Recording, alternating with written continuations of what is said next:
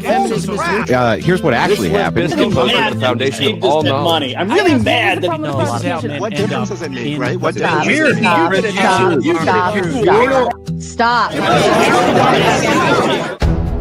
The deregulation of the industry is obviously going to cause more of that industry. And to lubricate the trust connection between people until they have enough. Yet we could still look at biological reality in determining who's a female, even if there are.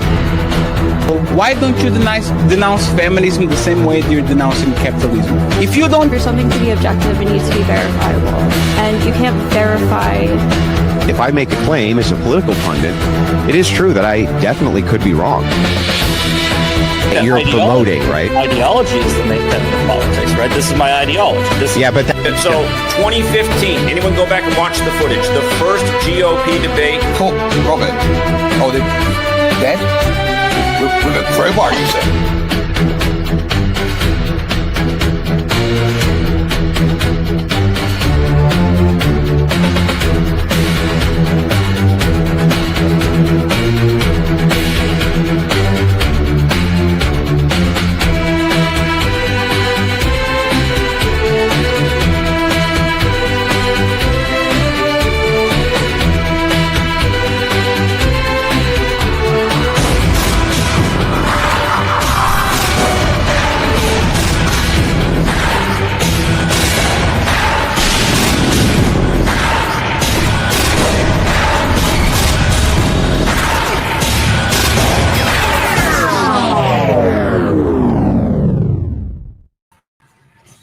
And good evening, ladies and gentlemen. I am Sara, the Raging Tomato, here bringing to you our Friday night 1v1 debate with the lovely Kinetickell and, of course, the gorgeous Paige. The question, or pardon me, the statement, I always mix them up, of the evening is homeschooling does not result in better outcomes for children. Kel, would you like to give your opening statement, please? It would be my pleasure. Thank you for having me this evening, Sara. By the way, Paige, you look lovely, I must say. So, tonight we're talking about the future of our youth. This is a demographic that the right claims to care a lot about. You know, I could get into how they disguise a lot of, policies around claiming to care about the youth. However, so cultivating their environment for learning, our future, right? The youth is our future. We hear constant concern about academic standards, moral development, the right environment for learning, and how, all these corrupt leftist teachers are allegedly potentially corrupting the youth, and that's why homeschooling might be like a better alternative in some people's minds.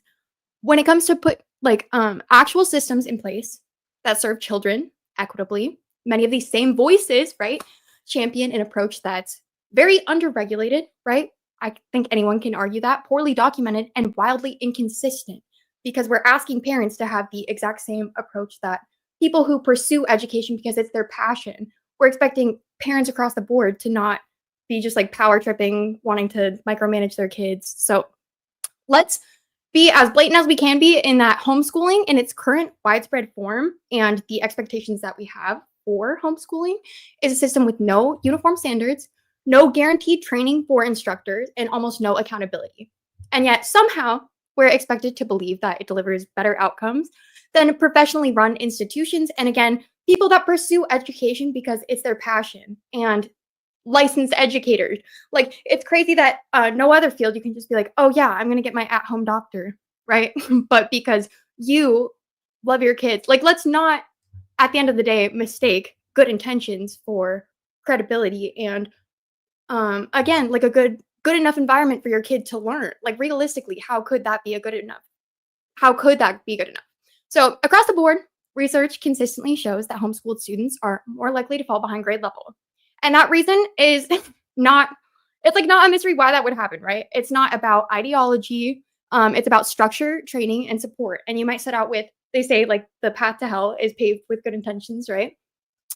So structure, training, and support, but we're relying, often blindly, with no oversight, on parents to do the job of trained educators. Again, parents who in many cases have no formal background in education at all, and nobody checking in to make sure that everything is going in a way that the kid gets the same opportunities that other kids do. And let's not talk about how there's no fucking cheerleading team at homeschooling, okay? Like, I can't even tell you the invaluable experience that I gained from being in cheer, on debate teams in high school, all these opportunities to branch out and meet new people that, I'm sorry, you can just meet some homeschool weirdos. And obviously we shouldn't rely on personal anecdotes, so I'm going to leave that out of my opening statement. However, so most parents, even with the best of intentions, simply don't have the time, resources, or subject matter expertise to effectively teach everything from early literacy to algebra to biology to US history. Even if they review it, think that they understand it fundamentally, there is like a designated algebra teacher, like someone who's studied algebra all throughout college, and it is now their job to teach that to our youth, you know? Expecting parents to do this job still. Uh-oh, I think she froze. We'll give it a second. We'll give it a second. Sorry. It's okay. Okay, you're back with us. You ended on algebra teachers. That's where you left off when you froze. Okay, perfect. Thank you. So expecting parents to do these jobs, so without guidance and more importantly, regulation is setting them, and most imperatively, their children, our youth, the future of society, up for struggle and probably failure, more than likely. Passion for your child is not the same as proficiency in education. We can't keep confusing love with qualifications, because when we look at the data, we see the consequences of this confusion. Inconsistent learning trajectories, spotty performances in standardized assessments, and a worrying lack of readiness for higher education in the workforce. My roommate's girlfriend, I know this is personal anecdote again, she's an educator, and she said that every single student that she has that's at a homeschool, that's a homeschool student, is behind grade level. And I have the data to back this up, because that is a crazy anomaly for her to witness firsthand. So they're exposed to different backgrounds in public school. Of course, beliefs, learning styles, tolerance. Homeschooling, on the other hand, often limits that exposure to a child's immediate family or chosen community, which, while comfortable, doesn't prepare them for the broader world and vocational success. Studies show that homeschooled children often study with social adaptability. I apologize.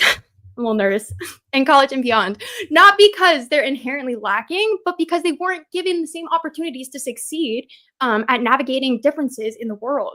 But perhaps more urgently, homeschooling creates enormous opportunities for abuse and, well, maybe not most importantly, but another thing to note is that it creates enormous opportunities for abuse and neglect.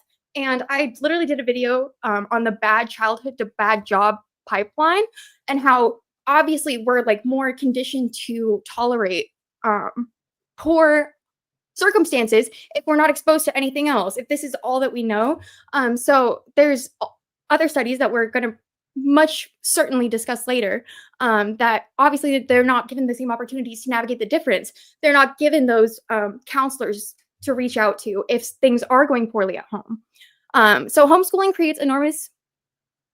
So worst case scenario, right? Homeschooling has been used as a tool to isolate and control. Like, let's assume we're expecting every single parent to be like the good God, like, I want to protect my child from like the corruption of the outside world, and really not just like shielding children from mandatory reporters and insulating harmful environments from any scrutiny. In fact, that girl was arguing on the whatever podcast that so many girls will just have kids to get child support. And if so many people on your ortho-Christian side really believe that there might be like, then why would you fucking not want them to have oversight? Because if they're really just like collecting the paycheck and like don't give a fuck about the kids, how do we know these kids are even learning? And we actually know that most of the time they aren't learning based on the statistics. Because if there's no standards, no measurements, no oversight, and no recourse for failure, what exactly are we comparing to? This is not about attacking parents. It's about protecting our youth. Because every child, regardless of zip code, income, or family belief system, deserves an education that is consistent, evidence-based, and future-focused. We don't allow people to practice medicine again just because they're careful about their health. We don't let someone fly a plane just because they're passionate about air travel. Why are we okay with people teaching all subjects, everything that a child may need to know, all grade levels, just because they love their kid and they think they know better? Seems a little Captain Save-A-Ho to me. What's the word for that? Savior complex, sorry. So let's remember, good intentions are not the same as good outcomes. When we rely solely on intention without structure or verification, what we get is a system where kids thrive, or where some kids thrive, but a lot are going to fall through the cracks, as we can see from both firsthand experience and the data. Homeschooling, as it's practiced today, doesn't reliably produce better results. What it produces is a risk that we should not be asking children to bear.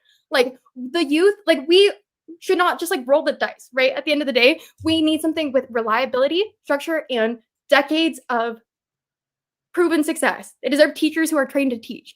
They deserve learning environments that are built around child development, not adult preference. They deserve to be part of an educational system that recognizes their right to learn, not just their parents' right to their control. So tonight, let's start telling the truth. Homeschooling in its current form is not a harmless alternative. It is a deeply uneven, under-regulated experiment, and children should not be test subjects for ideology. Thank you. Thank you, Kel. Paige, to you. Thank you. Wow, that was a lot of prattle, littered with some anecdotals. But I'm glad that you set me up to provide the more statistically grounded viewpoint. Thanks for that. So I'm just going to cut to the point. Life contains many necessary expenses. And when we evaluate such expenses, we look at many factors. We look at price, we look at value for money, we look at the degree of convenience, and we look at the benefit overall, right? Now, what if I told you that there was something which cost $3,000 a year and provided you with 30 hours a week in services with mixed and potentially detrimental results for something you could do better yourself? I think we all know the answer. This is the public school system, and private schools are even more, anywhere between $5,000 to $70,000 a year, if boarding is necessary. And by enrolling your child in public or private school, you leave one of the most precious things to you, which is your child, and I'm glad that you touched on that in your opening, in the hands of complete strangers to mold, shape, educate, and protect. Or at least you hope they will. Probably not. And the educators which do this for large amounts of children at a time, meaning that the individualized experience, which we would find with a homeschool environment, is an impossibility. Status quo is the norm, meaning things that like critical race theory, queer topics, and sex ed are all on the table, regardless as to whether or not you would prefer to have your child educated on these topics or not. And the questionable conduct doesn't stop there. 9.2% of children are assaulted in schools, according to a 2022 study. 19.2% of students enrolled in grades 6 to 12 experienced bullying nationwide. And this is during the 2021 to 2022 school year. And this is all the United States, just for the record. So with statistics like that, even a secularist couple would understandably be hesitant to enroll their child in the public school system, absent any benefit financially they think that the system might offer. Because let's be honest, when it comes to children, as you touched on, Kel, their well-being is far more important than anything else, including balancing the household budget. Now, what are the positive aspects of homeschooling? Well, during 2021 to 2022 school year, there were around 6% of the total population, or about 3.1 million homeschool students in grades K through 12 in the United States.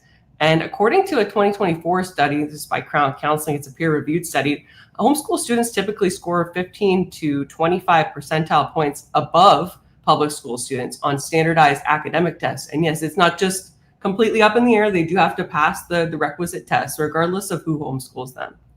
And that's just the academic element.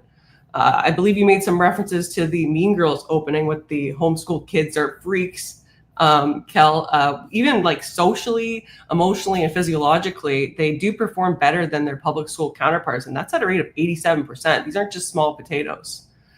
So it's almost like homeschooling with a properly motivated or educated teacher can provide customized and individualized learning, absent the cost and negative effects of the public or private school system. In short, it's a no-brainer.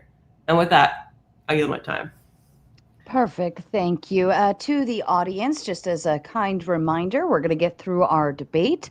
Then we will read and respond to your kind super chats. And of course, your favorite part, we will go into open panel dumpster fire where you yourself, the audience, can come on and have your time talking about the topic at hand. Ladies, I leave the floor open to you. Yeah, so maybe let's just talk about some of the stuff that you brought up in your, because you said you have statistics on some of these things, and I'd like to be clear. You said that that homeschooling is poorly documented, that there's no standard for this. Can you advise where you got that statistic from? You're on mute. Oh, you're muted, honey. Yeah. I apologize. So obviously there's curriculum, and I'm sorry. I did not mean to. Your crowd thinks I'm inappropriate right now. So obviously there is curriculum that you must abide by. However, what I'm saying is there's not much regulation on if a parent is succeeding, whether it's just like standardized testing. And there's really like so many ways to just like cram some shit into like a kid's brain at the end of the semester rather than, sorry, it's okay. I'm sorry guys, I do have a shirt on. You're good. You do whatever you want to do. Don't listen to that chat. Don't listen to that. Don't listen to the chat. Only the gay ones are going to be complaining about what you're wearing, honey. Bro, I know I lost my page. No, but it's so funny that you say 9.2% of something is abused in school. Yeah. How many people do you think are abused at home? How, like, what ratio of abuse do you think happens at home? And like, how many check-ins are there besides like standardized testing for? And okay, that doesn't. The absence of statistics. Oh, sorry. Point. Right. Sorry. So let's talk about this. Let's see. Okay, so according to a 2022 study by CRHE, or the Coalition for Responsible Home Education. Is it peer reviewed? I don't know. Okay. Paige? Okay. Feel free to drop in, the link in the back chat if you want to. Perfect. Yeah. Here. GG. So kids are 2 to 3. It looks like they're an advocate for responsible home education, which I think is an important voice and something we should give credence to, not instantly dismiss based on your stipulations. But they're 2 to 3 more times more likely to report being behind grade level. Additionally, the Carter's Education Survey finds that homeschool graduates are less likely than conventional grads to attend college or graduate school, despite higher self-reports of well-being, which who gives a fuck if you are a true righty, right? Also, so the CRHE I mentioned previously as well, right? The Coalition for Responsible Home Education, which I'm sure Paige is going to try and dismiss, even though these are the people who are participating, and she's trying to give credence and professionalism to, right? So had an article that overviewed the outcomes of homeschoolers pursuing college that illustrated among 16 studies on college and adult successes, only 69% showed positive outcomes for homeschooled students. Well, with some studies showing neutral or even worse outcomes. So that's kind of showing you that nuances are going to prevail rather than just universal success, where we have way more measurable data and quarterly check-ins and stuff with public schooling. So you honestly are going to sit here and tell me that that's going to be more personalized, that the kids are going to get the right attention that they need in a class of, what is it? The average class is like 20 to 30 kids at least. I know. I'm going to find my page. What did you say? Oh, here we go. Yeah, it's so funny that you said with a properly educated and motivated teacher, when it's like at the end of the day, yes, that is my main problem. I'm sure there are some kids that would be better off because their parents are going to shield them from whatever they think ideological hell is. But it's like at the end of the day, we don't know that every single parent that enrolls their kids in homeschooling is going to be that educated and motivated teacher. Like, no, we don't. Well, okay. We have no idea what people's motivations might be. And again, when we send our kids to school, at the end of the day, people pursue algebra, history, all this stuff vocationally because it's their passion to teach it to the youth. So don't you think that someone who has to look at like the crazy, like say what you want about teachers, look at all the crazy schooling that they have to go through and all the shadowing that they have to do to be qualified as to be an educator of our youth, as they should. I don't think that just any old person who thinks that they know better for their kids, and I'm sure that a ton of people do. I'm sure there's plenty of personal anecdote we could look at, but we just don't know, and there's just not enough regulation at this point in time. Well, right now, as of 2022, 54.3% of U.S. working age adults had a post-secondary credential. Do you not think that, for instance, like homeschooling is, most people do not homeschool all the way through college, these advanced degrees that you're thinking of. Most people homeschool up until grade 12. And the fact is that most people have a grade 12 education. And like I said, even more have a 54% that have an actual post-secondary education. So how would that not set me up? If I'm just looking at this as a layperson, absent my current degree, which actually sets me up to be great at doing this, right? Why would I not? Well, it's great that many people have. Oh, I'm sorry.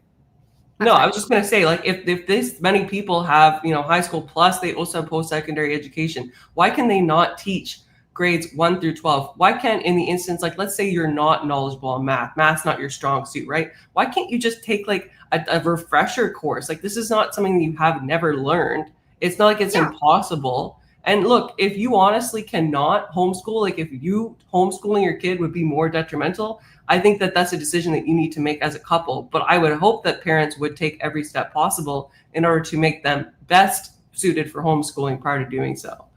And I think most people would choose homeschool if they could. How many people do you know online saying like, oh, I wish my husband made more money so I could homeschool my kids? Well, and that's exactly my point, Paige, is you said, well, I would hope that most people, and that's the problem, is that it's like with teachers, there's like specific like stipulations in education that they must pursue in order to educate our children. With parents, it's just like we're just hoping, praying, crossing our fingers that they're going to go about things in an ethical and responsible fashion. And I will answer your question, how you said, and I'm sorry, I didn't mean to cut you off. I'm going to be better about that. But how you said, oh, most adults or whatever, this percentage of adults have a secondary education. So why wouldn't they be qualified? At this point in time, sure. But if all of these adults who had secondary education decided to pursue homeschooling, a representative study of U.S. adults aged 24 to 39 found that long-term homeschoolers had lower rates of bachelor degree completion, as in 27% versus 45 to 46% among their public school peers. So they're also going to have lower household incomes and higher rates of not working. So it's great that at this point in time that they might have secondary education, but if they start homeschooling their kids, the statistics show that more than likely their homeschooled outcomes are not going to have the same opportunity or the same secondary education that their teachers received. And all that would be fine and dandy if I didn't have a comprehensive study showing that, like I said, they actually outperform their public school counterparts in terms of their grade percentile, in terms of their social and psychological and emotional abilities. I would absolutely, maybe I'd be more inclined to agree. Do you have stats that refute that? I've dropped it in the chat in case you'd like to review it.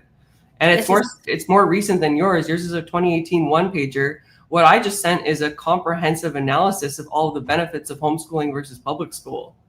It is peer reviewed before you ask. It's fact checked by Dr. I wasn't going to ask that. I wasn't going to ask that for the record. Can we put a 10-second pause so I can put on a shirt? I'm sorry, your chat really does not like me right now. Wow, it's really good in TA. Okay, no worries. Gay, you're all gay. Are they? What are they? I'm just trying to see what they're saying here in the comments. It's fine, Kel. Don't worry. We've had bigger, beautiful, voluptuous tatas on this screen, and they paid a couple $100 to get the girl off the screen. So just saying, it's not you, it's them. See, I like how respond to that. I've got another point after that.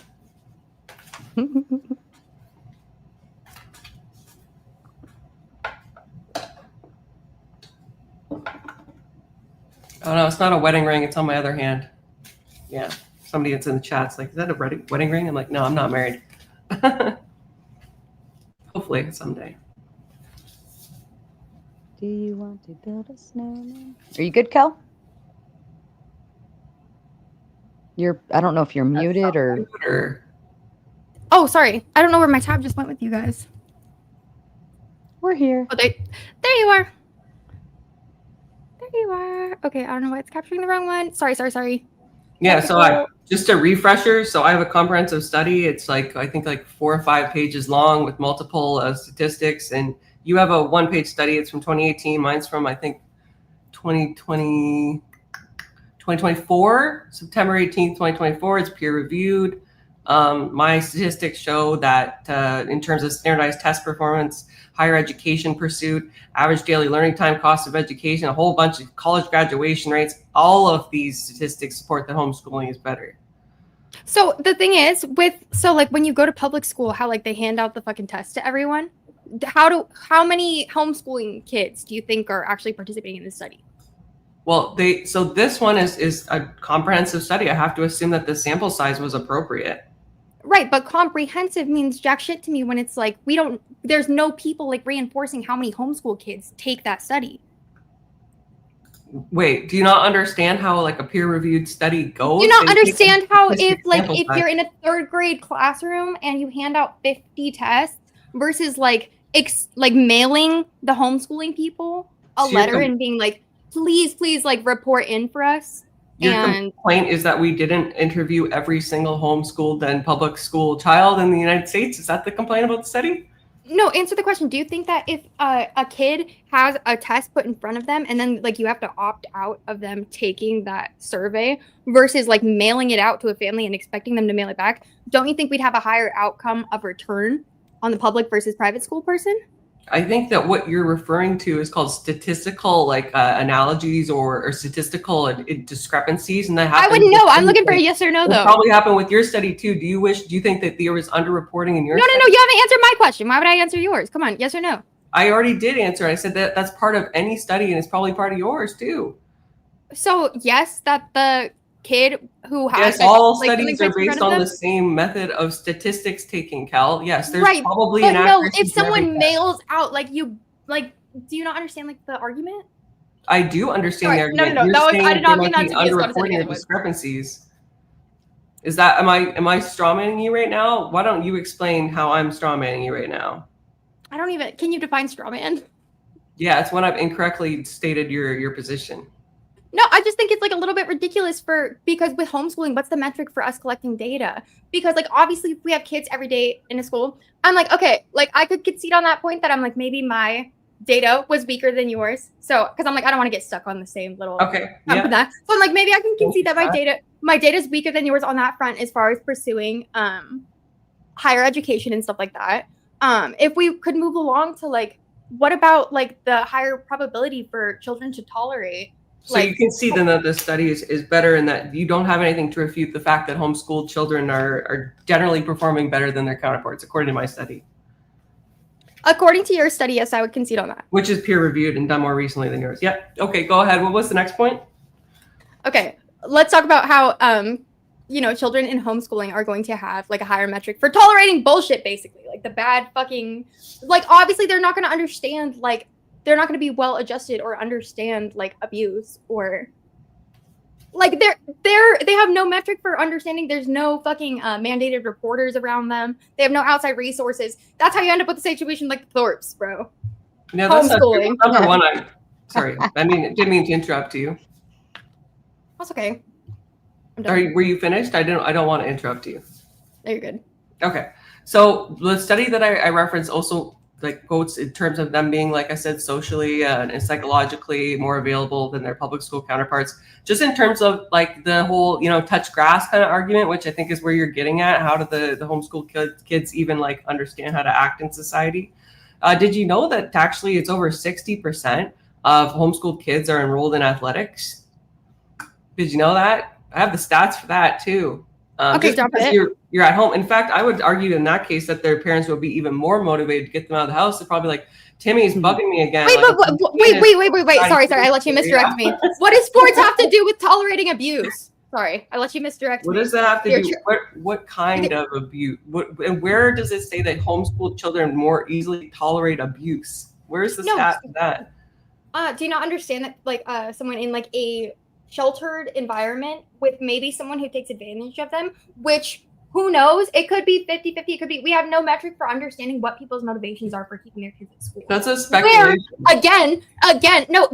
The thing is, we don't have to speculate about people who pursue education vocationally. Again, they go to college because they go to college because they care about whatever they're fucking teaching. So, or teaching in general. Like some people go to be a teacher, some people go because they care about geology or whatever it is, where it's like with parents, we're literally just hoping and praying that they have the best intentions at heart. Where it's like, we really just have no fucking idea. They love their kids. We're not sure whether who has the better intentions, the person who literally popped you out of their uterus or just like a random stranger that's also responsible for the care of like 20 other kids. We really don't know. Because they love their kids or because they want control over their kids. Because yeah, it has to be that. Again, this is a speculation. No, it could be though. But speculation, the thing is, with educators who go to college, we don't have to speculate. Like, but with parents, we're just hoping for the best, expect the worst. Like, bro, like we We have Sorry. no metric for knowing. And also, like, look at how many like murder cases come out of like people like. Okay, I'm sorry. Look, I don't want to like get stuck on like personal anecdotes or whatever, but I'm like fucking what's her face? Okay, never mind.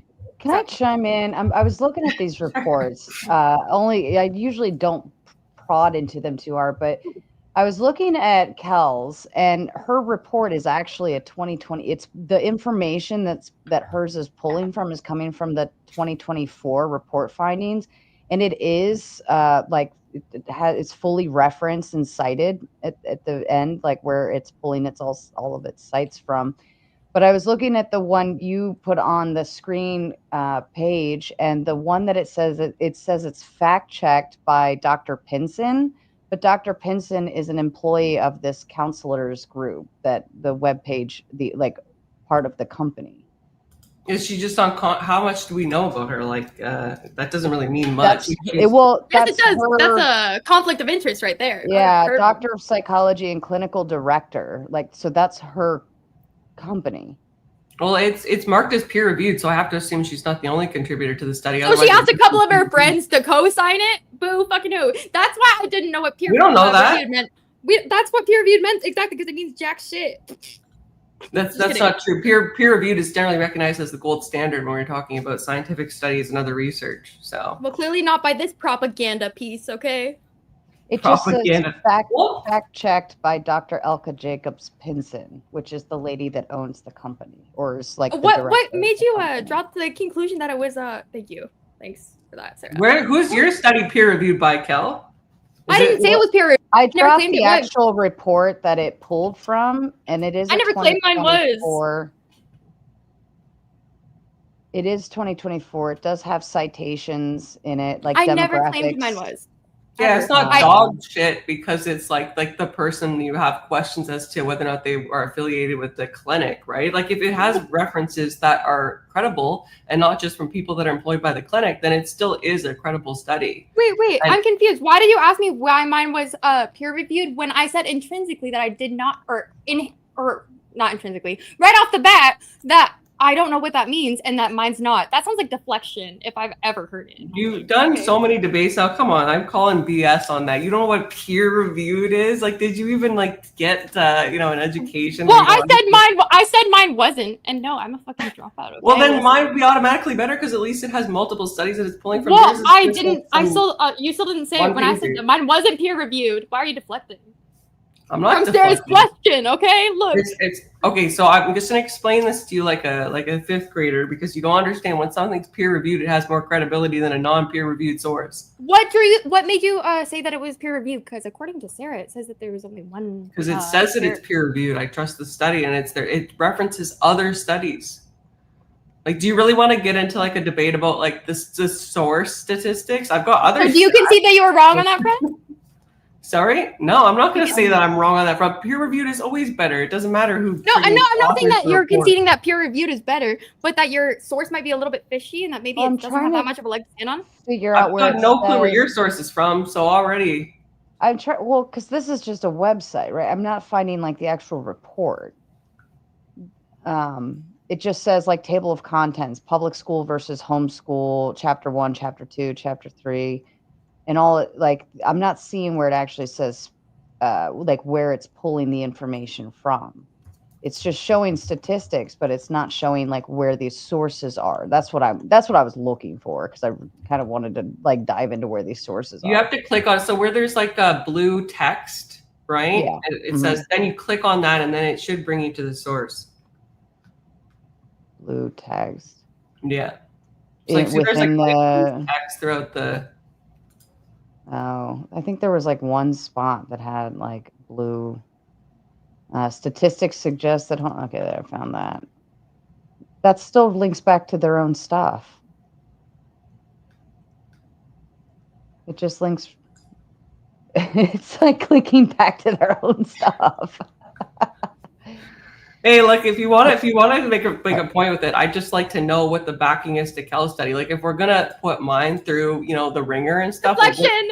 Well, I'm looking. I dropped the actual report that it said it was pulling that data from. That's why I went like diving in. Yeah. And the report, I dropped that link backstage. Here, I'll drop it to the crowd. is a 2024 report. And it has full citations on the, like, if you see the citations page of where all the information is coming from, which you could dive into those. Yeah, I got other studies. Look, I don't want to get into a battle of the sources here. I just circulated two. Well, that one, just ignore the second one. I've got another. Yeah, this one's different. I did one about the athletics because I made a claim about that. I also have one about in terms of like them being more. Yeah, there's two different links. This is all from responsiblehomeschooling.org. So it's an organization which just basically focuses on producing statistics from that. I'm specifically, when I'm looking at the studies in support of homeschooling children being better, rounded and educated, I could quote there's a Ray study, that's a 2010 study. There's another one by Martin Chang. That's a 2011 study. There's a couple of studies in here. There's different studies. This is, by different organizations. If what the problem is that, like, okay, that one study. And again, I still haven't heard anything about the credibility of Cal source. So I would just leave it at that. I mean, if you want more stats, I've got more stats. Cal, do you have more stats? Do you want to make this a battle of the stats? Like, how long are we gonna, No, of course. I don't want to get in the battle of this, like a battle of the stats. I think she had like a very, very specific and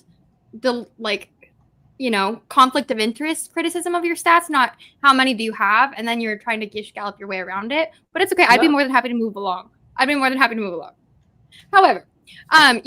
someone in my chat was like, "Kelly, you can't just fucking throw out homeschooled kids tolerate abuse and not have anything to back it up." Sarah's helping you out there, but yeah, I still haven't. So I would say draw on that because I still have nothing to back up your stats, and we haven't reviewed them. So I would just ask that we disagree or discard that aspect of the debate. I would definitely not say discard. I would say that you're conceding. But anyway, so homeschooling invisible children, or the HIC database. Okay, I can send a link to their website. Oops, what did I just do? Documents. Yeah. Very, very troubling patterns illustrating exactly what I'm talking about. Okay, where children withdrawn from school to homeschool were already blah blah blah blah blah. Sorry, bear with me. Okay, bear with me. I did not have this on hand. Between 2000 and now, which let me see when this was written. Hold tight. Okay, between 2000 and whenever this article was written, at least 31 homeschooling children died as a result of abuse after being withdrawn from school under suspicious circumstances, where victims showing high rates of systematic abuse, imprisonment, and food deprivation. So that's something to back up just that, like, when I am like watching a bunch of true crime documentaries, how often do these MFers like pull their freaking kids out of school because they're trying to hide some shit?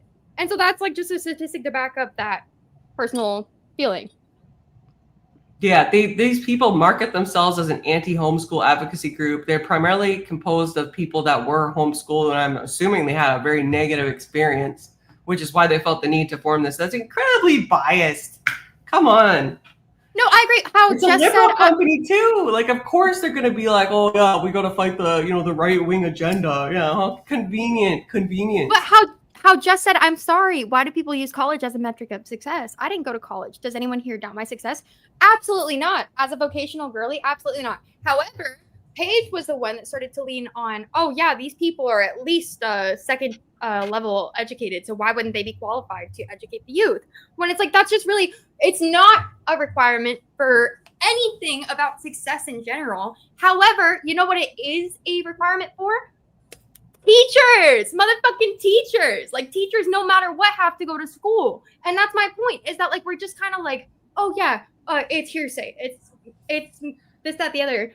When with teachers, they literally have to go to school and decide to be a teacher, know that they're not going to get paid what they fucking should. Like, there has to be something in you, either like diddling.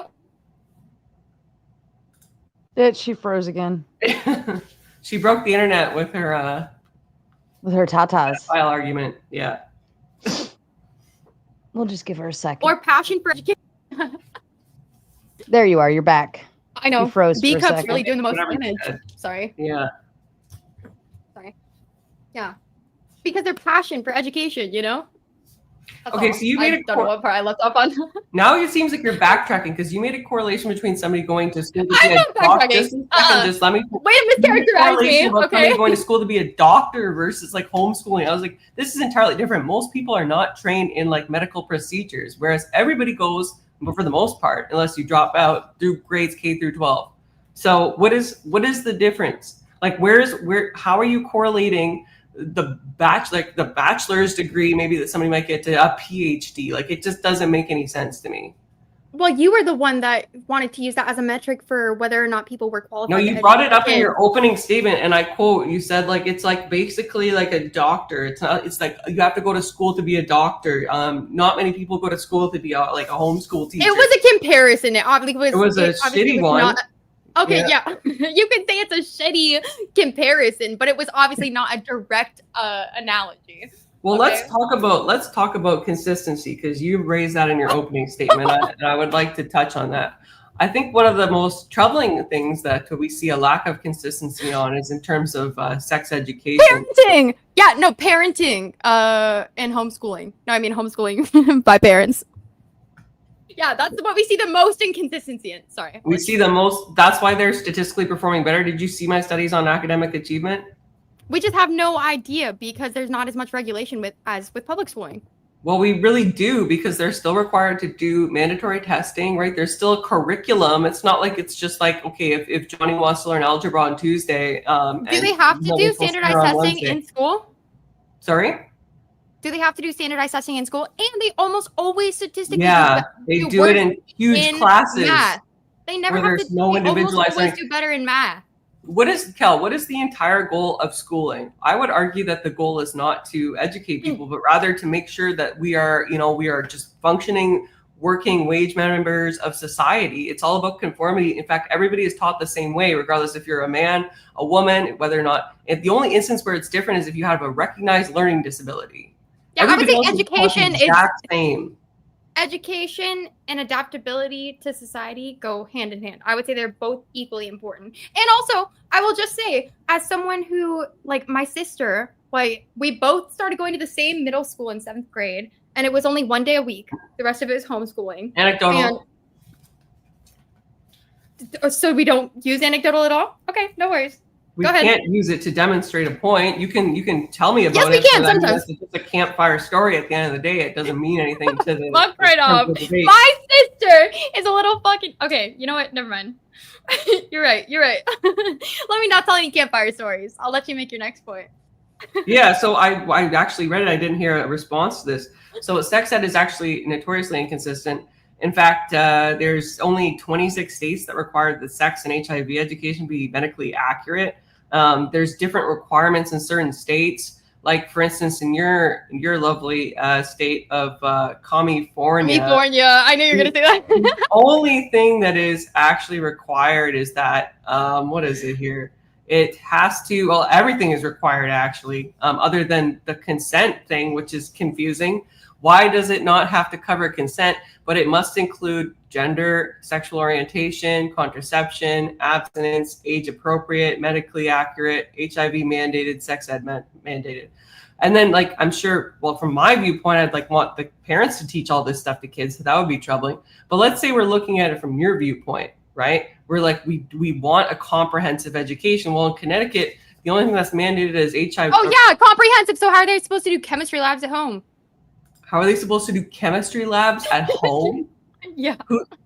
Who's to say that the curriculum, or I don't know what the curriculum requires to pass a chemistry class. Maybe they have the opportunity to go into school and like use a lab, or maybe they do. And that's my point, is that it's a whole lot of fucking maybes on every single it's not a whole lot of maybes. Like, how are they? Okay. Let's just assume for a second that you're right, and there's like no way to measure it. How are all of these kids going on to pass high school, to get jobs in their chosen field, to go on and get post-secondary education? If it's so mismanaged, why do people even homeschool at all? Like, if it's that I'm wondering the same thing. I don't think it's that bad. I think there's kids that come out way better for it, and I think there's kids that come out way worse for it. Exactly. a person who couldn't define what good was. I'm or sorry. really Let me effective during the last rephrase my argument in a more assertive tone. The statistics illustrate. Listen, the statistics illustrate. However, that at the end of the day, with homeschooling, again, we're just hoping that parents have the right approach, the right mindset about it, where teachers are pursuing vocational education, right? Like education as a vocation. So at the end of the day, where it's a lot of like, oh yeah, well, maybe the kids come out worse. I don't think like intrinsically that every homeschooling kid is going to like turn out worse for it. However, I think a small percentage of kids come out way worse for it. A small percentage come out way better, way worse. And it's like, it's not worth gambling with. Again, it's the future of our youth. So like, it's not worth rolling the dice. We should have a standardized, oversighted, regulated system. We do. We, like I said, yeah, but the curriculum, how can we expect people to enforce the curriculum at all? And again, because if they don't, their kid won't graduate high school, Kel. What is that? Yeah, but what is that percentage? They're almost always behind grade level. They're almost always behind grade level. The statistics show that. Like, according, again, but it's a 2022 study by the CRHE, or the Coalition for Responsible Home Education, The liberal homeschool complainers. Yeah, it's almost like you had a self-funded study that you said was peer-reviewed, that was verified by one person. So I don't think you really want to dive into the credibility of my article. This is someone that cares about I'm just saying. responsible home education. It cares about the same things that you claim to care about. So maybe you should give them some credibility, right? Homeschooled kids are 2 to 3 more times likely to report being behind grade level. This study is called Math Gap and Educational Neglect. They're focusing on making a better outcome for children, which is what we all want at the end of the day. So I think more oversight, more regulation in its current form. And I hate to be like that liberal that's like, oh, we need to work the system from the bottom up. But it's like, at the end of the day, homeschooling right now, it's like how you can buy like a million different curriculums, educations, and that's a problem. That's a problem. Like, we need the standardization that public school has. And what I'm saying is that we do. You continue to ignore that, but that's fine. Whatever. There's a wait. So are you arguing that we have to, like, are they going to abide by the same curriculum? How do we know? I'm just saying, and yes, of course they're going to abide by it. They have to meet the same requirements. They don't graduate, Kel. Like, what part of this don't you understand? That's why standardized testing. How many stories can we see? Let's like look at Ruby Frank. Let's look at the Thorpes. Let's look at all these degenerate families. Oh, I'm not going to keep that name out of this debate. Well, I'm just saying, let's look at all these people who weaponize control of their families and situations. And it's not even like, yeah, the Rubies, the Thorpes, the fucking 13 Kids and Counting. They've all been indoctrinated. And that's just 3 examples, of course, in the public eye. So think of how many are not in the public eye of people who weaponize the homeschooling system to indoctrinate their children into crazy, sick beliefs. Like, that's not even personal anecdote. That's 3 that I can name off the top of my head, which is crazy to think. Right? Of course, it's like there's bad parents, Kel, on the left and the right. Homeschooling. Exactly. Right. So there's bad parents on the left and the right. But you know what? People have to go through way more hoops and shit to be a teacher. And I agree with you. There's bad parents on the left and the right. So when we're just assigning all of these, some bad, some good parents, and saying, yeah, you can be the teachers that teach the youth, I think that's a problem. It's just the risk. Again, it's a gamble. Because you like the Child Protection Agency just doesn't exist. Like, first you said that testing. How are they supposed to know about CPA? How are the kids who are in a situation where they never get to meet other kids or have a fucking That's not what my studies support. Sports that they're more active, actually. And why wouldn't they be? Why would they just want to stay at home all day? Like, if you can just make assumptions, I can make mine. Why the heck would they want to stay home all day?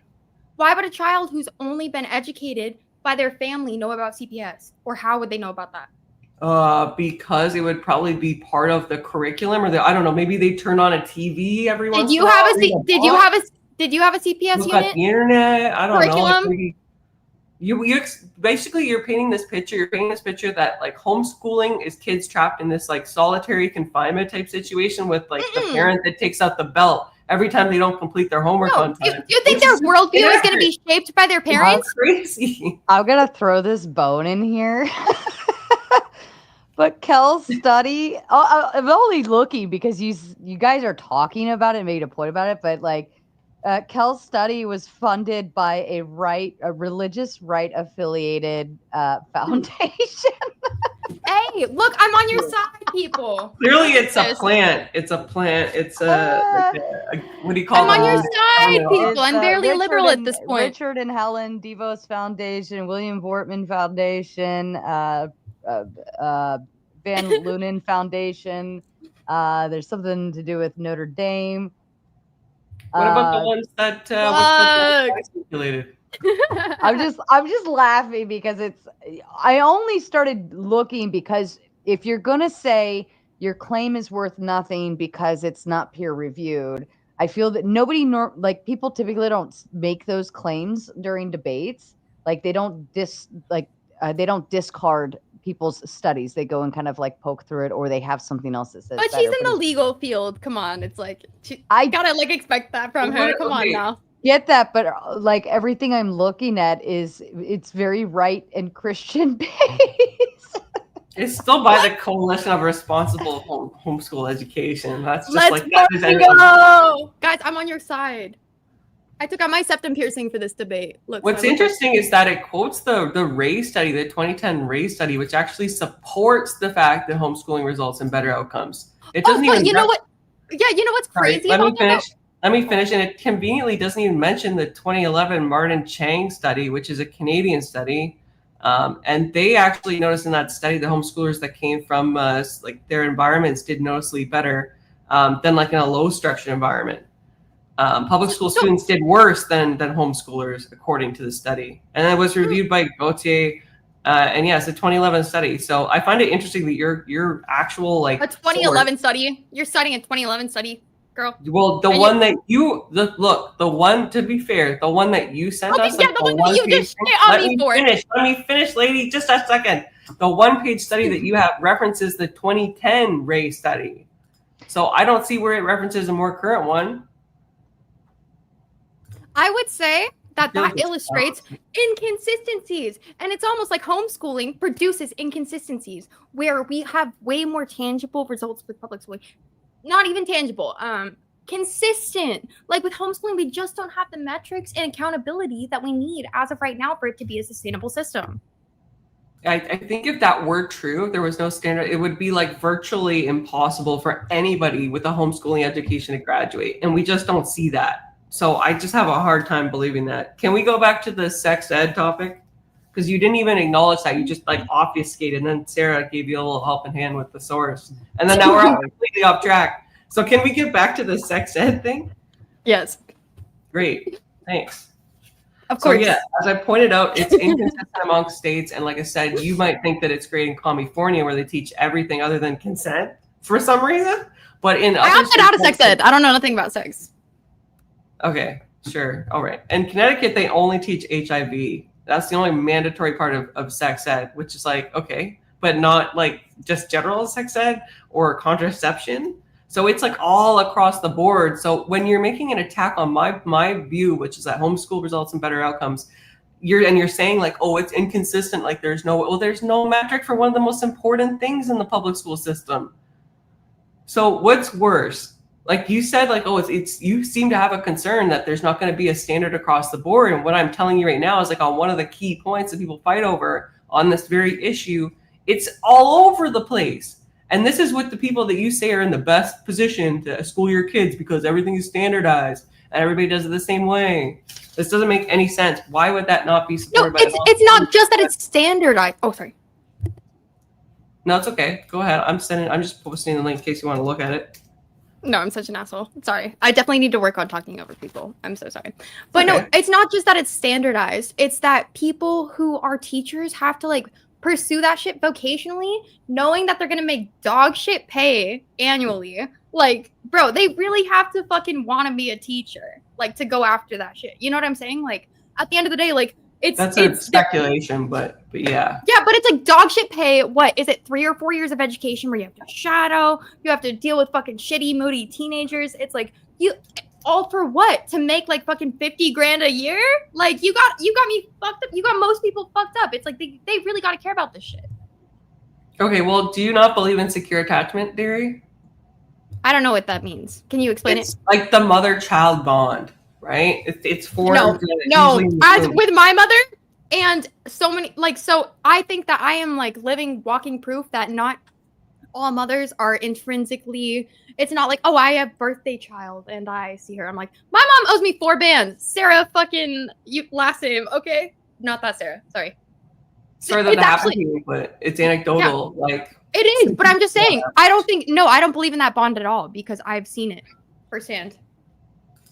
Okay, well, I've got some research on that if you'd really like to see it, since this becomes a battle of the studies all of a sudden. No, I don't think it's studies. I think it's just that I don't think the mother daughter bond is like intrinsic. I don't feel that like maternal urge at all. So I'm like, I think if I had a kid right now, I don't think it would change my worldview tomorrow and be like, right. But generally speaking, because we need to frame things generally. Like I understand, like you had a bad experience, right? You're saying that you probably wouldn't want to have a kid, right? I heard you loud and clear. But what I'm saying is that when we're looking at things generally, it's but what is true on a statistical basis across the board, right? I think that you would be a fool to sit here and say, look, Paige, the odds of a teacher forming a higher bond with your kid that you literally birthed are higher than the mother themselves. Like, I think you would, like, that's a ridiculous argument. And I think you'd be hard pressed to find anybody that would accept it, including the moderator who's a mother. And I'm sure she loves her children dearly. And if she had the opportunity, she would, be able to homeschool them, or could have. Oh, I don't know. Okay, but you're trying to imply that even if this mother, which, okay, sure, of course, the mother and the daughter or the son is going to, the mother's going to love the child more than any teacher. Thank you. And would they not do anything? No, I agree. However, I let you finish, Paige. Let me finish. However, Yeah. but you're telling me that one mother that might love her child to death, but telling them their thoughts versus multiple teachers asking questions and multiple people giving their insight is better? Like, correct answers doesn't make you realize there's multiple views. Well, there's multiple. Even if you love them to death, and as I said in my opening statement, the path to hell is paved with good intentions. I rest my case. I could say this. That's just a lot of buzzwords. I could say the exact same thing about the public. Do you not understand what I said? I can re-explain it in I do understand what you said. Yeah, you're basically saying that there's inconsistencies and whatnot. It's not guaranteed, but the same thing is true in the public school system. In fact, most people after, I think it's like the age of grade 8, right? We don't have the same teacher for everything. It's entirely different teachers. They can bring their own political viewpoints, religious viewpoints, and everything into it. And unless somebody calls them out and tries to cancel them, it's just going to go on, right? You don't know what that person's view is. In fact, I went to Catholic school, and I remember the anecdotal here, whatever. I went to a Catholic school, and I had a teacher that refused to teach aspects of evolution because it was a Catholic school, even though it was in the curriculum. Like, this happens everywhere. Catholic schools are supposed to be actually better than public schools in terms of funding abilities. I think any school that indoctrinates the child is wrong. I think that community school or like public school in general is of course going to be better. But of course, parents are going to have final say on like personal matters, on any like societal matters. Like if your kid, here's like a perfect example, anecdotal, but I literally never ever did my sex ed at my school because I was like so uncomfortable talking about sex in general that I literally had my parents like sign the permission slip to get me out of it. So I'm like, I never went to sex ed at my fucking California school. You know? You're talking about the opt-in, opt-out. That's not in all states. Some states have an opt-in. Some states don't even have an opting out allowed. So it sounds like you're making an opt-in, opt-out argument, not a fucking... Well, it's a secondary component to the sex ed debate, which you brought up because you said in your circumstance that you were given an exemption. No, you brought up the sex ed argument. I don't give a fuck. I don't give a fuck about that. I think that Of course, because then you'd have to concede. With no, me, you have not considered not on consistent the point even in that requirement. Of course, you don't want to discuss anything you have to concede on. But I'm like, at the end of the day, we're just asking parents to have the same level of education on people who go to school for different things. I think it's very like blatant, the argument. Again, the inconsistencies that you're referencing, I think, are even more prevalent in the public school system because of the fact that it's an educator that knows like nothing about your kid. They just have a curriculum and they just teach them all the same. There's no individualized learning. If your child is more of a visual learner, there's not like an adaptation. Yes, there is. No, there's no other way programs for in a class of 20 to 30 kids that a teacher can have an individualized approach to every student. That's just madness, Cal. Okay, then go to a block system all of school. themselves. Each time that I was in a class with 20 to 30 people, we had hour-and-a-half school systems. There's plenty of alternatives for what you're proposing, but homeschooling should not be one of them. What alternatives? There's block system schooling. So there's schools that like I went to, which they call it charter schools in some states or whatever. Where it's What like if that's not available in your state? An hour and a half. Then you look for Homeschool. Maybe with homeschool?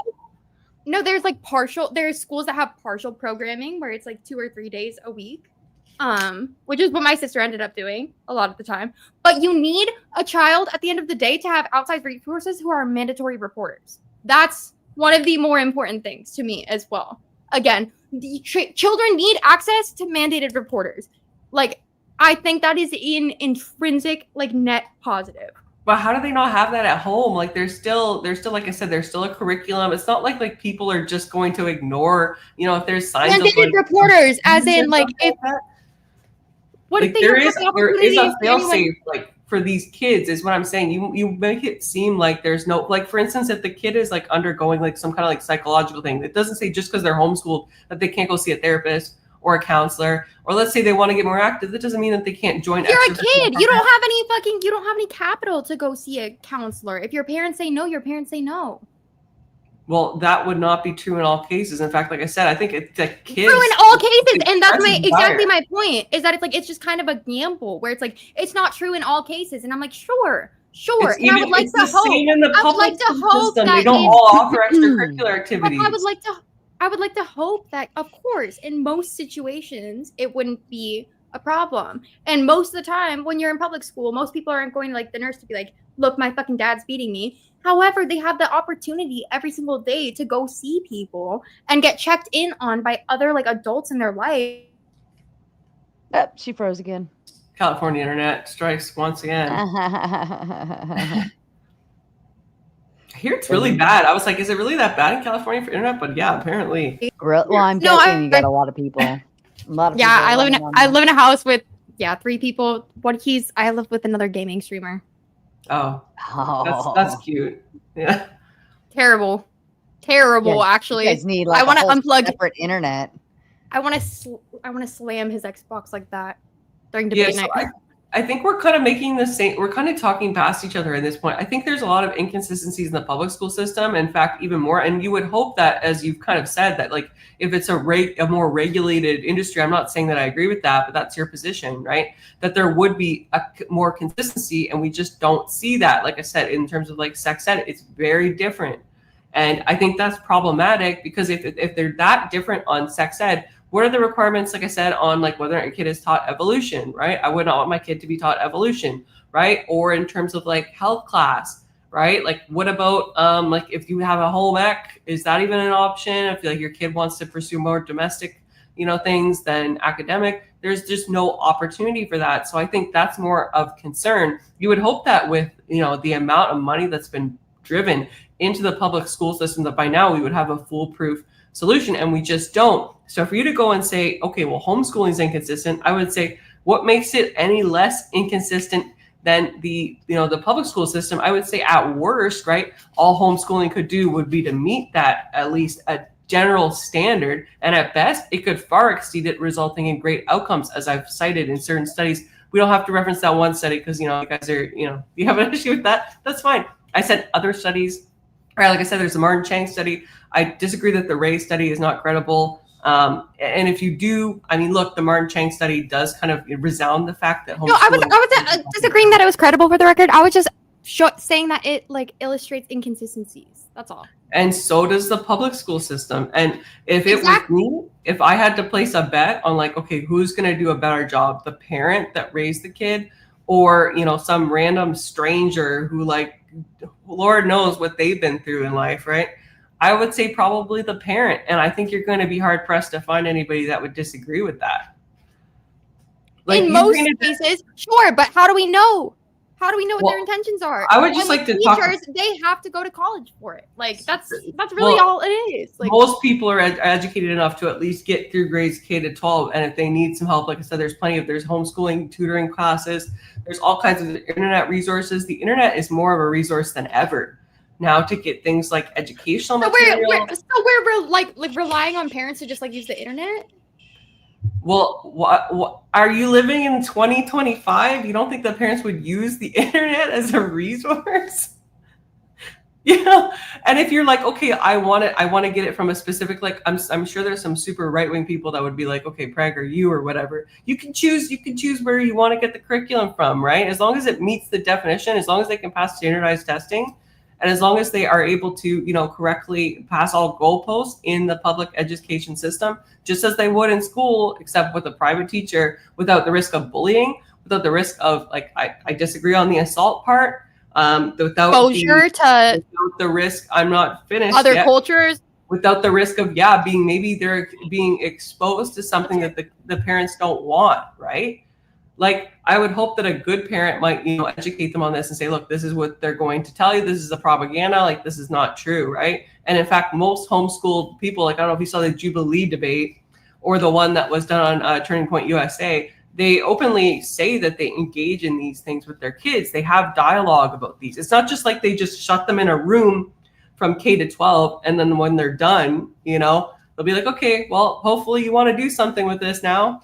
Hope you can pass the test. It's a way more curated experience. I know a lot of passionate homeschool moms that talk about this. So I think that's theirs. I'd also like to say, like, you made this like really weird, unnecessary attack on the ortho community. You were like, oh, they're just basically out for the baby bonuses. What the heck was that about? Like, Orthodox people are some of the most devoted parents I've ever seen. And precise argument, because I'm just saying, like, who knows how many ortho bros are the Ruby Franks where they're getting like grandeur delusions about religion. Are they Orthodox? I don't think they're Orthodox. Come on. on. Know. Versus what the well-intentioned like Andrew Wilson's or whatever. I don't think she's well-intentioned. Crap. She is not. She's evil. No, she's evil. Exactly. I'm just saying, and she's a traditional, fundamental religious person. I'm just saying there's a wide variety of things going on here. She's a Latter-day Saint, like the LDS Church. That's what she is. Oh, but she was allowed to homeschool her kid, just like all the normal religious people. So it's one example. Like I'm just saying she's not Orthodox. She's not like like Orthodox people are not like that. like, have you ever met an Orthodox person? Because they're very family centric. The Bible encourages them. Like, it wasn't about Ortho people. It's about there's a wide variety of people. If there is a problem within the household, then they're encouraged to seek the guidance of their spiritual father. There's that safeguard that isn't even present with a secular family. Ortho bros. However, and you can also. What about the bitches? Let's give some W's for the bitches. Okay, ortho bitches. Ortho bitches. Thank you. Yeah. Let's go. However, my point is, I could have a kid tomorrow, Paige, and I'd be allowed to homeschool it. I'd allowed to tell them that everything that the world does is like, or like stay away from like I would be allowed to teach them all the what you guys think are like my evil. And you'd fit in great with the California education, which just goes to show you that there's like a different. No. Well, I'm just saying I could teach my kids tomorrow that like, oh yeah, let me tell you what a polycule is and teach you that polyamory is like okay right off the bat. Yeah, you could teach your kid to be just as degenerate as you. That's your right.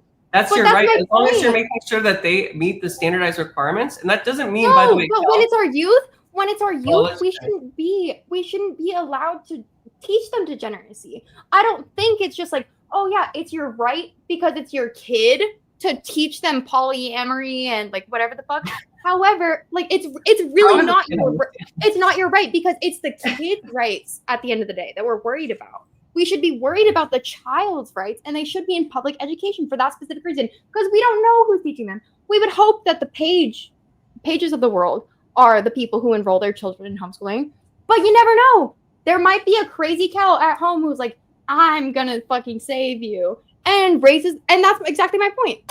What if I decided to homeschool my kids? And imagine how both of our kids would turn out. It's just that simple. You never know who the fuck is gonna be raising them.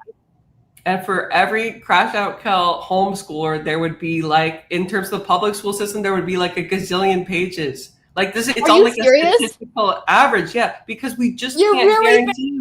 You really think that? Exactly, you can't guarantee it. You can't guarantee it. We can't guarantee it either way. Wouldn't you just assume for a second? Like, let's be reasonable. I understand, like you're getting a bit crazy on me, Cal. You gotta center, deep breaths. Kumbaya. Okay. So this is the point I've been trying to drive home throughout the entire debate, is that there's unpredictability on both fronts. But the difference with homeschooling is that there is a personal and emotional connection. Generally, obviously there's bad parents, just like there's bad teachers, right? But statistically, because of that connection, right, and because of the fact that there is a more individualized approach, it does result in better outcomes, like I've stated in studies. They aren't exposed to bullying, right? They still get a good formation of character. They're not locked in a room. They still have, like, let's be honest, they all have phones, right? Even at a young age, they're going to be exposed to certain things, whether or not the parents want them to or not. The only difference is if they're at home, then that can be supervised, as opposed to when they're in school and they can just like look at, micromanaged. Just look at porn during their, like, their free period or whatever. And there's nothing that the parent can do to stop that. Or, just micromanaged. Tomato. Some people need micromanaging.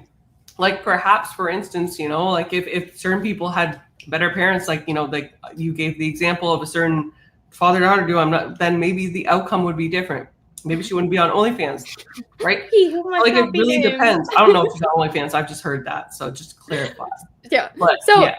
The thing is that it's like, what, where it's like, oh yeah, maybe they will, maybe they won't be a great teacher. What the cool thing about public school is you get a new one each year until high school, in which you have like 5 or 6 every single year. So it's like, if one teacher is a fuck up in indoctrination, fucking completely ideologically captured, blah, blah, blah, for every one, there's 5 great teachers, reliable teachers. But I'm like, if you have a fucked up parent teacher, you have a fucked up parent teacher, and there's nothing you can do to like undo that. Well, you can file for emancipation. Yeah. Okay. Yeah. So you're saying? No, I'm just saying it's a completely inconsistent system of like equivocating it. I don't know why I use that word. I don't know what it means. Yeah, I believe that. So like, let's talk about the public school system. When's the last time you entered a public school, Kel? I graduated 2020. Okay.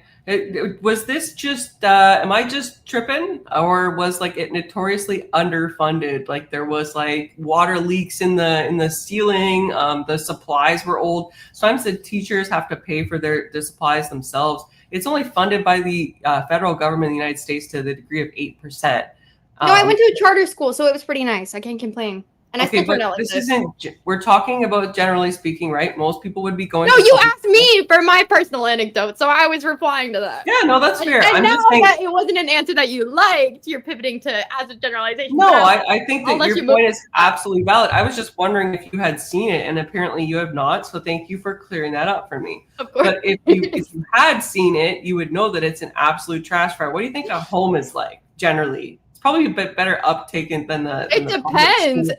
In today's economy, absolutely, I have no idea, bro. It's a fucking dumpster fire from what I hear. Well, this all goes back to care, right? The parents are going to do the best they can to give the best environment for their kids. Hopefully, right? It's really 50-50.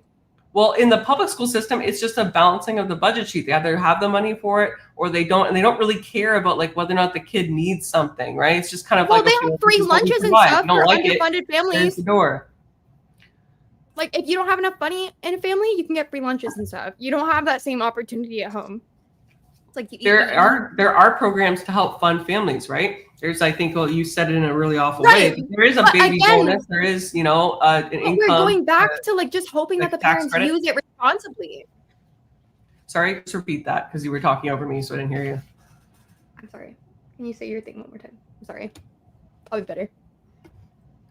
Can you say it one more time, what you said? Yeah, no. So in terms of like the funding issues with the home, like there is grants, there's tax cuts and whatnot for people that have like larger families, or even just a family. There's like baby bonuses, stuff like that. This government does have infrastructure, and I would argue that it's better funded than the public school system.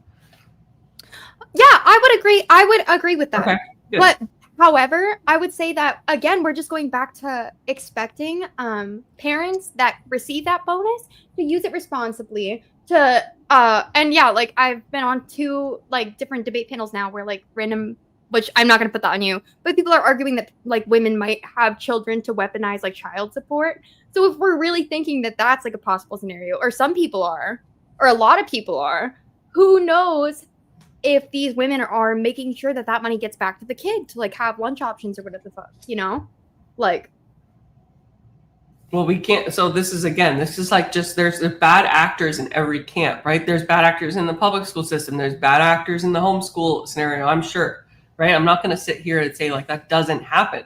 What I'm saying is that like the statistics that we reference, right, do support that they still do better. Like I just don't, if that was not true, then why would they even be graduating? Like I said, why would they still be going on to be perfectly respectable members and contributing members of society? If homeschooling was like this nail in the coffin on a general basis, I think that they would stop standardized testing for it and just say, no, you have to enroll your kid in a school.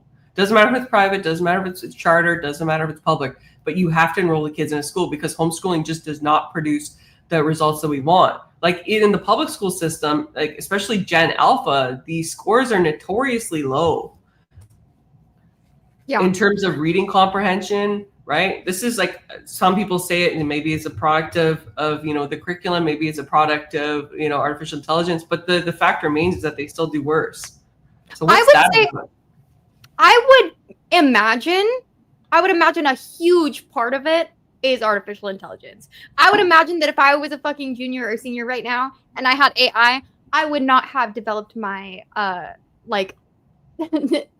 creative writing, anything. I don't think I would have fucking learned math. Like I guarantee you I would have been using ChatGPT for everything if I was like a junior. Well, you can speculate, right? Yeah, but I'm just saying it has probably made me like a less critical, like, I don't know. There's definitely like shortcuts that, yeah. Okay. All right. It is speculation. Let me not go there. But you said there's bad actors everywhere.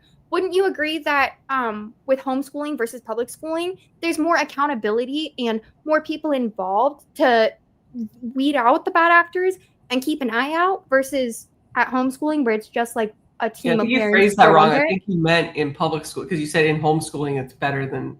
Did you? Oh, sorry. No. Okay. But no. Just in like obviously like there's only one person to be, or 1 or 2 people to be accountable in homeschooling, whereas like in public schooling there's a whole board of people, a whole like lots of people to keep an eye on the kids and like who have this kids' safety at their priority list. They have it more than this is like the thing that I'd like you to I'd like you to concede that like it's not like it's a stranger, Cal. Like how do they have a vested interest in this kid's development? Like when I was in high school, they went to school for it. I'm not going to concede on that because they went to school for it. That doesn't mean that they're better at that they're better rather. So just use yes, she is. It doesn't mean that means that they're better at administering education and testing kids on it. That does not mean that they're better at how they go about that education, how they go about the customized. I would say the same thing about parents. I'm not finished yet. How they go about customizing the environment for learning, right? In school, everything is just carbon copy. Everybody's supposed to be be able to recite information. That's all it is. There's no love or care or thought given into it. It's just cold hard education. Okay, how is that good? How is that better than like a mom who understands your individual learning needs and like teaching you in the way that she knows that you will be better at what you're being like taught? Like how is that not better? Like, because we know, because teachers get tenure, because teachers have accountability, have to do apprenticeships, have years and years of investment in like their educational passion. Where with teachers, you might say that teacher, I'm not finished. Like with teachers, with parents, we might say they might love their kid more. I would assume potentially. I don't know the stats on how much fucking. Because I see so much shit about parents like presenting their kids too. You don't need to because it's commonsensical, Kel. And does that love about parents? I can agree that love hopefully would, but like I said, the path to hell is paved with good intentions, and we just don't know for a fact that all of these parents are going to put in the due diligence. They might set out with the best intentions and think that they know better for their kid, but the due diligence to like revisit algebra, and it's a huge time investment. It's a huge sacrifice of your life. Like you're literally taking on a whole vocational path for your child. And like, we're just expecting that most parents are going to enforce that in a way that is respectful. And I'm sorry, can we take like a 30-second potty break? Yeah. Yeah, go ahead, Cal. She's such a ding dong. She's a Spurgaholic is what I'm gonna. That's fair. The sorceress of Spurg. That's Cal. That's funny. That's funny. Just to debunk some chat rumors, I'm not a mother. Actually, that's the irony of this debate. Neither of us are mothers. I'm the only one that actually has kids in school. But guess what? You don't have to experience it to have an opinion, and that's the wonder of the internet. What you nomming on, Sarah? If it's not a tomato sandwich, I'm going to be hard disappointed. I went and threw together a ham sandwich real quick. I haven't like really eaten much all day, and I realized I'm like, I might not be in good places if I don't put food in my belly right now. Yeah. I had a slice of toast with some tomato in honor of the stream. Eating my cousins already, are we now? Yeah. Just straight up tomato elimination. They are delicious. Yeah. I love a good tomato, some salt on it, mozzarella, all that fun stuff. Oh, bit of pepper. I'm in heaven. Oh, crazy salad. Yeah, I could just eat and then like tomatoes, like a caprese, caprese salad or whatever. Oh yeah, balsamic. It gets me all excited. See, now I'm starving even more. I'm trying not. I'm trying not. I have that effect. Well, I'm like trying not to openly eat. I'm like trying to sneak bites in here and there, but like I'm just so hungry, Open panel dumpster fire. Nobody can.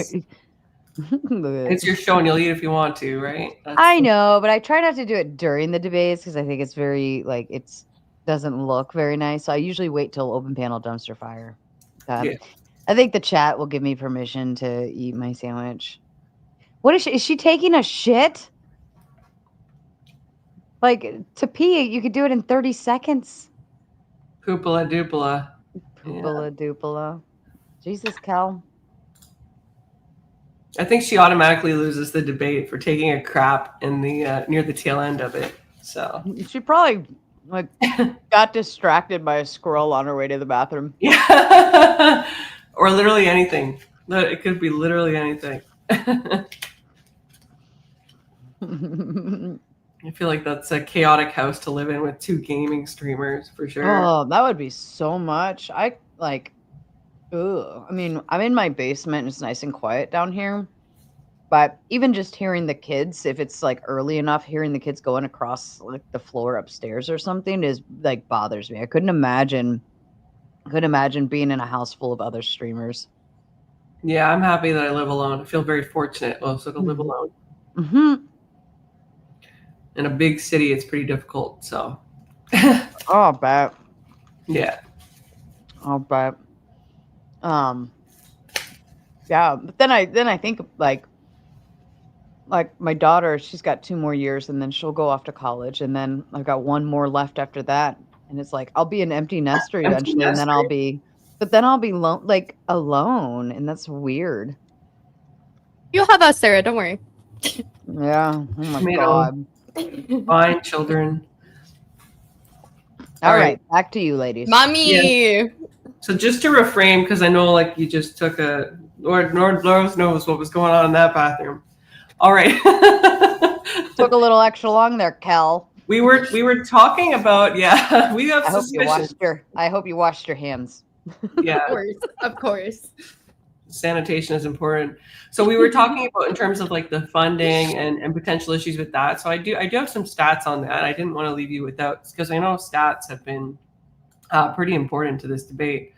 So actually, like the U.S. public school system has experienced declines in funding. Shocker, right?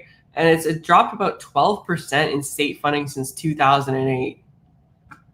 Right? Now, like, of course, stuff can happen in the home, right? Like mom can lose a job, dad can lose a job, but generally it's not fueled by taxpayer money. So it's a bit more reliable in terms of where funding is allocated, how it's allocated, right? It's usually made in, like I said, a loving manner.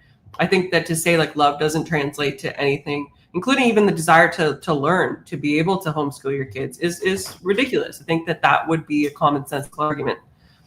Yeah, no, I wasn't saying that at all, that love doesn't translate to anything. Okay, I'm good. saying that it can translate to good intentions.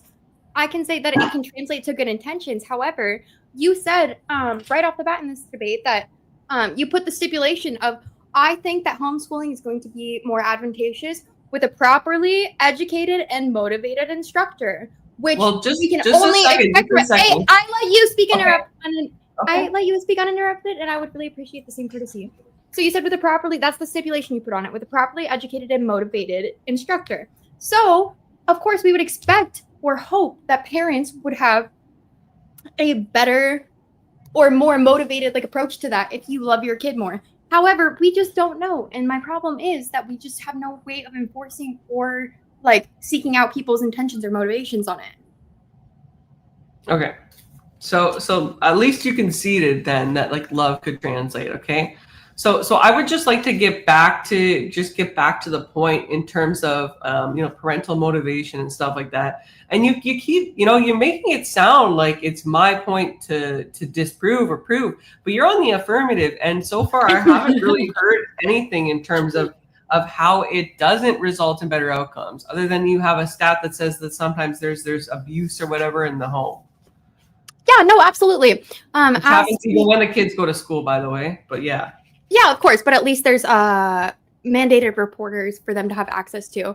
But I'd be more than happy to cite some more sources. So according to a 2022 study by CRHE, again, the Coalition for Responsible Home Education, a right-winged, no, liberal? I'm sorry. I think Sara verified that it was a right-wing Christian It's fake news. It's fake news. Look, I made sure to know my audience and cite some I was gonna say ortho. I have no idea what that means even, but I thought that was Jewish up until recently, so I didn't know. Oh. Anyways. Okay, so homeschool kids, again, are 2 to 3 more times likely to be reported behind grade level. Again, that was reinforced by my personal anecdote, which you decided to use, so I will drag mine into it, where Gabby, an educator, a tutor of 4th to 7th grade children, reported that almost every single kid that she met with that was homeschooled was behind grade level. I put that in the chat as well. The Cardus Education Survey, okay, that's CARDUS. I can put the link for that as well, I already did. Finds homeschool graduates are less likely than conventional high school grads to attend college or graduate school, despite higher reports of well-being. You discredited that because I think it was 2018, which I said fair. And then later you pulled a 2011 study. So the CRHE, which I keep mentioning, had an article, again, that overviewed the outcomes of homeschoolers pursuing college, that illustrated that homeschooling students, some studies being neutral or even worse outcomes. So that shows, again, what you said, how we shouldn't discredit the race study. There's nuances that prevail rather than universal success, which is way more often illustrated against public school. Homeschooling Invisible Children, HIC database. No, I'll let you take it from there, Paige. Sorry, I've been yapping. Yeah, so I mean, you have your studies, I have mine, right? I have the race study, I have. You asked me to back it up. So I was putting some. But I'm just saying, anybody can argue with a study. I think the broader concern here is that there is a commonsensical element to this that you have conceded on. You've said that a parent who loves their child is ultimately going to be more motivated to provide a better experience, right? And you've said all you want to say about the path to hell, whatever, paved with good intentions. No, but because how do we know it's either control? You didn't disagree with the fact that love does translate to these elements. And so what I would say to you is that taking that into consideration in combination with your study, could you not concede that, okay, maybe there are different results in certain studies, but the overall trend you would assume would be that the parent who loves the kid is going to try and give them the best life possible, including their education? I would agree with that. The kid that, or the parents that love their kid the most. But my problem is that with homeschooling, I would say that it's 50-50. Who knows the numbers? I would say it's a gamble. And again, like I said in my opening statement, a gamble is not what the youth of our. Hey, I let you speak uninterrupted, and I would. Okay. Maybe I didn't, but I would appreciate the same courtesy again, Paige. Okay. Wow. I'm just kidding. You got a lot of room there, Cal. No, I know. I'm so kidding. I'm so kidding. Sorry. But no. So of course we would hope that the parent that loves their kid and homeschools them because they love their kids so much that they're motivated to learn and educate themselves enough to be a proficient teacher to them. Sure, but we don't know like what percentage of that is that. And look, I named 3 like public examples of people who just use it for control, manipulation, and we just don't know. And that's like not a gamble we're willing to take. Like there should be some, shouldn't they have to go through the years of education that a teacher does as well? Don't you think that would be like an appropriate response? Okay, so we're going to talk about just individualized outcomes. Okay, famous people who are homeschooled. Serena Williams, right? Very accomplished athlete. Jada Pinkett Smith, I don't know. Ryan Gosling, right? He's a beloved actor. We've got Thomas Edison. Isn't he part of Scientology, Ryan Gosling? What does that have to do with whether or not he's accomplished? Indoctrination. That would be an example of manipulation. Abraham Lincoln, Thomas Edison, like I said, Simone Biles, Hillary Duff. Maybe not Hillary Duff. I don't know. Who else we got? Jennifer Love Hewitt, Jennifer Lopez, Dakota Fanning, Emma Watson, Nicole Kidman, Demi Lovato, Albert Einstein. Like Albert Einstein, Thomas Edison, those are like 2 of the most accomplished inventors. And Justin Bieber. I don't know if that's it. And Justin Bieber. Thomas Edison and Justin Bieber. Yeah, those are some exceptional examples. However, again, okay, show me. Well, you gave like the worst examples of like right, and that's what I'm saying is it's a gamble. The Thorpes, 19 kids and counting. Look how many people use this for. Was Grace homeschooled? Up until like or after like sophomore year or whatever. Yeah. When did he say that? Like he yanked her out of school after like sophomore year for them to like go pursue like the RV live streaming life. I'll just assume that that's correct. But so like you gave me what, 2 examples? I gave you no, I can name more. No, I can name more, but you didn't let me finish. Okay, like, name them. Kate plus 8, that family from TLC. Jasmine from 90 Day Fiance. There's all these like horrendous. What's that girl's? God, wait, give me a second. Danielle Bregoli. They pulled her out of school. The like Catch Me Outside. How about that? After like everything happened with Dr. Phil. Danielle Cohn. On the internet, she actually also got pulled out of school as well when they are saying that they like lied about her age, which is really, that situation makes me sick to my stomach. Like saying that she's like 2 years older than she is or something. So look at all these horrible examples of people who are exploiting their kids for social media and a bunch of Disney stars. Actually, I can think of it. Miranda Cosgrove. I forget the girl that plays Sam's name right now, but she like wrote the book like Sam and Cat from Sam and Cat. Yeah. Like I'm happy my mom died. There's a ton of people who get pulled out and put into homeschooling to be manipulated and exploited and never see a dime of the money they make. And what do all of those people have in common, Cal? What do all of those people have in common? People who might have set out, Hillary Duff as well got pulled out for homeschooling. People who may have set out to pull them out of schooling to give them the absolute world, and they ended up exploited and abused. Other than homeschooling, what do these people what was the motivation for homeschooling? Weren't they all celebrities? Like, wasn't exactly, it was financially motivated. They had a motivation outside of wanting to give their kid the best education they could. They were like, well, I can't have this kid in school for 7 hours a day. I'd be making that bank. You know, it's completely different. Right. So that's my. I want to give my point. But that's my point. That's my entire point. It's a different motivation. No. Homeschooling is secondary to the original motivation, which is to make sure that the kid can make more money.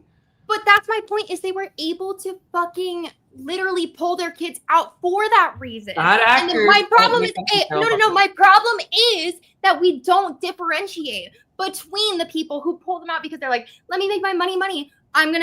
We don't have a fucking like level that we differentiate for people versus like, do we give them like a test for like, oh yeah, you're pulling out your kid for, sorry, let me calm down. Sorry. Well, I'm calm. But So no, Sarah, I'm talking to me. I'm talking to me. Sorry. Okay. But Internal we don't- critique. She's, Yeah. she's getting that self-awareness now. It's clicking in. Yeah. It's clicking in. No, sorry. I just get like You're a little upset sometimes. I know you. But my problem is that we don't like differentiate between like we don't give them a test that's like, okay, like you are pulling out your kids. Sorry, I'm a frustrated crier. But we don't like You're give them a crying test. again. No, I just get frustrated. Poor It cow. wasn't even me. Cal, Poor come cow. on. No, got it's just you, because I Cal. just get frustrated. I just get like frustrated. I'm sorry. I'm like such an autistic. I'm sorry. But we don't. There you go, give crew. them I made her cry with absolutely no ill intent.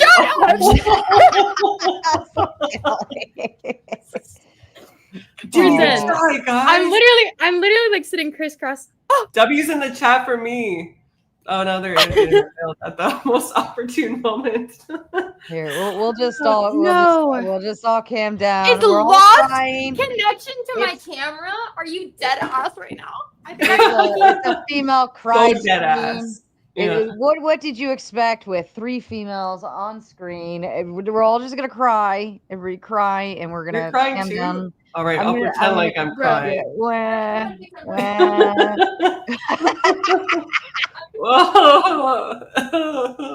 wah. I'm an ugly crier. Oh, I'm just ugly. It works. No, Sarah, you're fine. I'm teasing. I'm not that what is it? Patronizing or self, I don't know. Deprecating? Deprecating, yes, thank you. you all calm down. We Hey, wanted you know to what? show We're in this solidarity. together. We're all I gonna fixed cry it. I fixed together. it. Okay. Yeah. Sorry, I pulled it out the back of my router by accident. I think at this point that crying is a debate tactic to like make us less focused. So just to No, recap, I just get frustrated. No, but my point is I will get right back on track, okay? it's definitely a tactic. I rest my case. My point is we don't give these people a test to be like Okay. No. So valid point. Okay, valid point. Like, They don't do you test love your them kids, for or candy. is your kid famous on Dr. Phil? And like we need to give them a chance. Okay, You so don't like put that stipulation in. here's why it's not a widespread issue, Cal, because most people do not become famous. Even extremely talented people will not become famous. So the How fact many that you're examples did thinking I that, name versus you? just a second, your statement assumed that like basically any parent that could is going to take their kid out of school, try to make a child star out of them, and then rake in the proceeds to like the end of Kingdom Come conservatorship style, like Britney Spears, right? That's not the reality. In fact, very few people become famous. So even if there was like, let's just assume for a second that there was a huge population of parents that wanted to do this, right? Very few of them would be successful. So it would be there would be no motivation. So we would be right back to square one, right? Which is that most parents homeschool because they want better outcomes for their kid, not because they want them to become the next Jojo Siwa. Okay? Most people, but I'm like, how many examples did I name versus you? And my Most problem people, is thank you. So just to recap, no, but you said most people. No, you said most people, and I would disagree. I would say it's 50-50 with homeschoolers because homeschooling is such a small percentage of the population.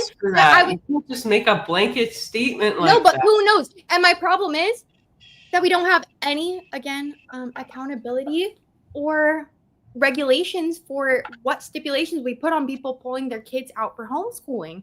And all I know is that like with all these like child stars, murder cases, it's a weirdly high percentage of people who end up being homeschooled. So I don't like the odds in those numbers where it's like, okay, almost like all these people where it's like, okay, I've named so many cases of people exploiting their kids because they were able to just like smooth by like homeschooling.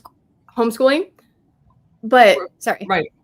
But Kel, most of your argumentation so far during the course of this debate has depending on anecdotals. And yes, you do have, I think, 1 or 2 studies that you reference, but that's all you have. I cited like 4 to 5 studies, and I guess 1 we can toss in the can because like nobody wants to accept it. That's fine. But, you keep swinging back and forth between like, oh, what are your studies? And then like we can't. You're supposed to be demonstrating on a basis of like stats and like credible things that like homeschooling does not result in better outcomes for kids.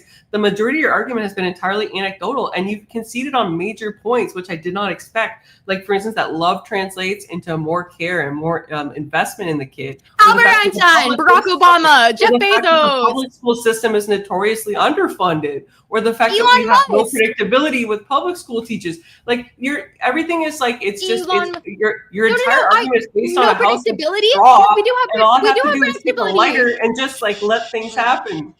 You know? We do have predictability. We do have predictability. Do we have, years. ladies, do we have like the reasons why people choose to homeschool? Did we go through those yet? I think that would be helpful. Yeah. I mean, sure. So the number one reason obviously would be to give their child an individualized learning experience. Not everybody learns at the same pace. And like I said, with the exception of special needs children, they aren't afforded that same customization in a class of 20 to 30 kids. The secondary component would be curriculum exposure. Right? Not all parents, for religious or other reasons, might want their kid to be exposed to HIV and contraception education. For instance, like it could be just for the simple reason that the parents want to teach them that in their own way. They don't want some random stranger to do that, where they can't be in the classroom and be listening to what's occurring. The third reason could be for financial reasons, right? Maybe it's really expensive to get to the nearest school. Or maybe they have an idea of what they want to provide that might cost more. Like, for instance, I don't know what the charter school situation is, but like, let's say they want them to go to private school and they know, hey, I can do just as good of a job, if not better. The other reason might be in terms of the commute time, right? Sometimes, like for instance, myself, I had to take like an hour bus just to get to school. And sometimes parents might find that they can be better allocating their time towards the actual learning. Right. So there's a variety of reasons. And like the last thing would be just they want to be with their kid more, because like, let's be honest, your kids grow up so fast. Right. And like, wouldn't you want to spend all that time with them, nurturing them and helping them become a better human being? I hear you. I'm like, yeah, you kind of debunked your own argument as far as like, oh yeah, how expensive is it to get to the next? How is it so expensive to get to the next school? I used to have to take a bus ride over an hour away. It sounds like the public schools have a pretty good way of adequately transporting children from a wide district. I had the same way. I literally had like an hour and 20 minutes to ride my bus to school when I was growing up in Idaho. Okay. It's gas money. How does that debunk my argument? Like that's part of the public school budget is for gas money? Like, oh, I thought you were saying like how expensive is it to get back to the public school? So that was my bad. But you said, oh, well, yeah. They don't pay anymore. Like it comes out of your you made a list of okay arguments. You made a list of okay arguments, but then you ended with like, and the last thing, what if, okay, I'm sorry. Damn, you're taking your mouth a little too far. But you said, okay, what if like, you just want more time with your kids, blah, blah, blah, blah, blah. Okay, you're literally relying back on personal anecdote, and we're just hoping that we have like the best intentioned parents pursuing homeschooling. When I can really only I can't think of any like public school, like people who are private schooled and are successful. Like you said, Serena Williams. I don't know fucking shit about Serena Williams, about the people who are like, they're not like loud vocational advocates for how much better of an opportunity that homeschooling ended up being for them. Serena Williams happened to be an exception to the rule, which you swear you don't love to argue about, right? But it's like she's an exception to the rule whose parents probably pushed her exceptionally hard and maybe exploited her to be, you know, a high-paid athlete eventually, sure, but overworked, underpaid teenager first and foremost, that she was able to just like be yanked out of education. Who knows? We just don't know, you know? Well, and that's my problem with homeschooling, is that it's like you have all these like, you say I'm relying on personal anecdotes when it's like, okay, yeah, well, you would hope that people are blah, blah, blah, blah, blah. But again, sorry, I was talking over you earlier with these examples, but at the end of the day, like Katherine Johnson, okay? Like, dude, there's a billion examples. Like I said, Elon Musk earlier, okay? One of the most important examples of people put in public school, okay? Oprah Winfrey, Bill Gates, Steve Jobs. Yeah, huh? Look, Albert Einstein, okay? Neil Armstrong, Carl Sagan. Albert Einstein was homeschooled, but yeah. Sarah, can we get a fact check on Twitter? Can we get a community notes? Albert Einstein? Yeah. Was Albert Einstein homeschooled? But no. I don't want to get. No, you're right. No. The thing is, you go back attended and formal forth. schools. The thing is, you go back original and style forth. song. It's fine. Yeah. You go back and forth between being like, oh, these personal anecdotes mean nothing, and you keep leaning back on this gish gallop, throwing around these debate terms that maybe I'm not educated enough to know. Fine. And then you go back and forth between being like, these have nothing, these mean no credibility. And then when I start like debunking your argument, you just lean back on like, well, and you pivot the other way. It's like, you mean like you obfuscate? I mean, look, we both have our debate styles, right? Yes. You know what never ever happens in a home is like a mass shooting. That happens in United States schools. That's fair. That's fair. And the other thing is like I'd like to quote your state of school shooting. It's not funny, but I mean like, look, okay. So your home state of California, or at least your current state, I don't even know if you like were born there, but like there was the Thatcher School in Ojai, right? In 2021, a report revealed that school administrators at this boarding school met students' complaints about sexual misconduct with indifference. Kate School in Carpinteria, California, a 2021 report identified 17 former faculty members or administrators who engaged in sexual misconduct with students, including grooming and sexual relations. 17 out of how many faculty members? Out of how many faculty members? And what percentage of murders or abuse happen from family members? A way bigger percentage than 17 out of however 100 many faculty members. I guarantee you on a statistical basis, it doesn't happen as often as this because there's no connection. There's no like desire to protect and safeguard the child. It's just some random stranger. Like we know, for instance, this is the whole thing that happens sometimes with step parents is the phenomenon where there's sexual assault in the home because there's not that bond. There's not that parental bond. In fact, I think there's a great statistic on like whether or not the introduction of a step parent results in higher SA rates. And I'm happy to pull that up. That would be a really good one. What is that? Yeah. I'm like, yeah. Ew, Brandon. You're disgusting. Yeah, okay. This is an NIH study, right? 47% of the cases of sexual abuse by stepfathers were at the very serious level of violation, compared with 26% of biological fathers. Yeah, sounds like that happens way more than 17 and how many hundred faculty members you said? But it happens across like multiple. No, this is one person. So like it's just a statistical fact that the more people that you add into the mix with this variable, the higher the outcome might be to occur. Right? In the home, there's like limited variables, right? You got the mother, right? Usually you have a father or a father figure, right? And then you have the kids, right? In a school system, the kids are exposed to potentially countless predators, not to mention, like I said, the bullying that they might face from their school counterparts, their classmates, right? And none of this, like I can't, if I have a kid, I put my kid in like public school system, I can't be there all the time. In fact, I probably put them in public school because I can't raise them at home. Right? So there's no way to guarantee this. You say that there's a problem with underreporting in the home. Well, there's probably a worse underreporting in the schools because it's like I said, it's so not individualized. There's no way for the parents to actually check up on this. There's no way for the kids. No, but there's like 15 mandated reporters around those kids at all time. So it's just like a statistical doesn't mean that they will. In fact, they might take advantage of that exactly. power. I would agree that it doesn't mean that they will. But I would say that I have a higher trust in the ability of like a kid to come to terms with like their situation and reach out for help in a situation where there's 15 to 20 mandated reporters versus just like the parent that might be putting them in a potentially dangerous situation. But who's more likely, again, this goes back to this is what you conceded on, that like love translates into things. Who is more likely to put them in a precarious situation? A random stranger or a parent who's loved and nurtured them? I can say that when I've said that love does, of course, like if you love and you are the type of parent that intrinsically like just loves your kids so much that you want to give them the best possible outcome, situation, education, teach them in a world that you wish you had the privilege of learning.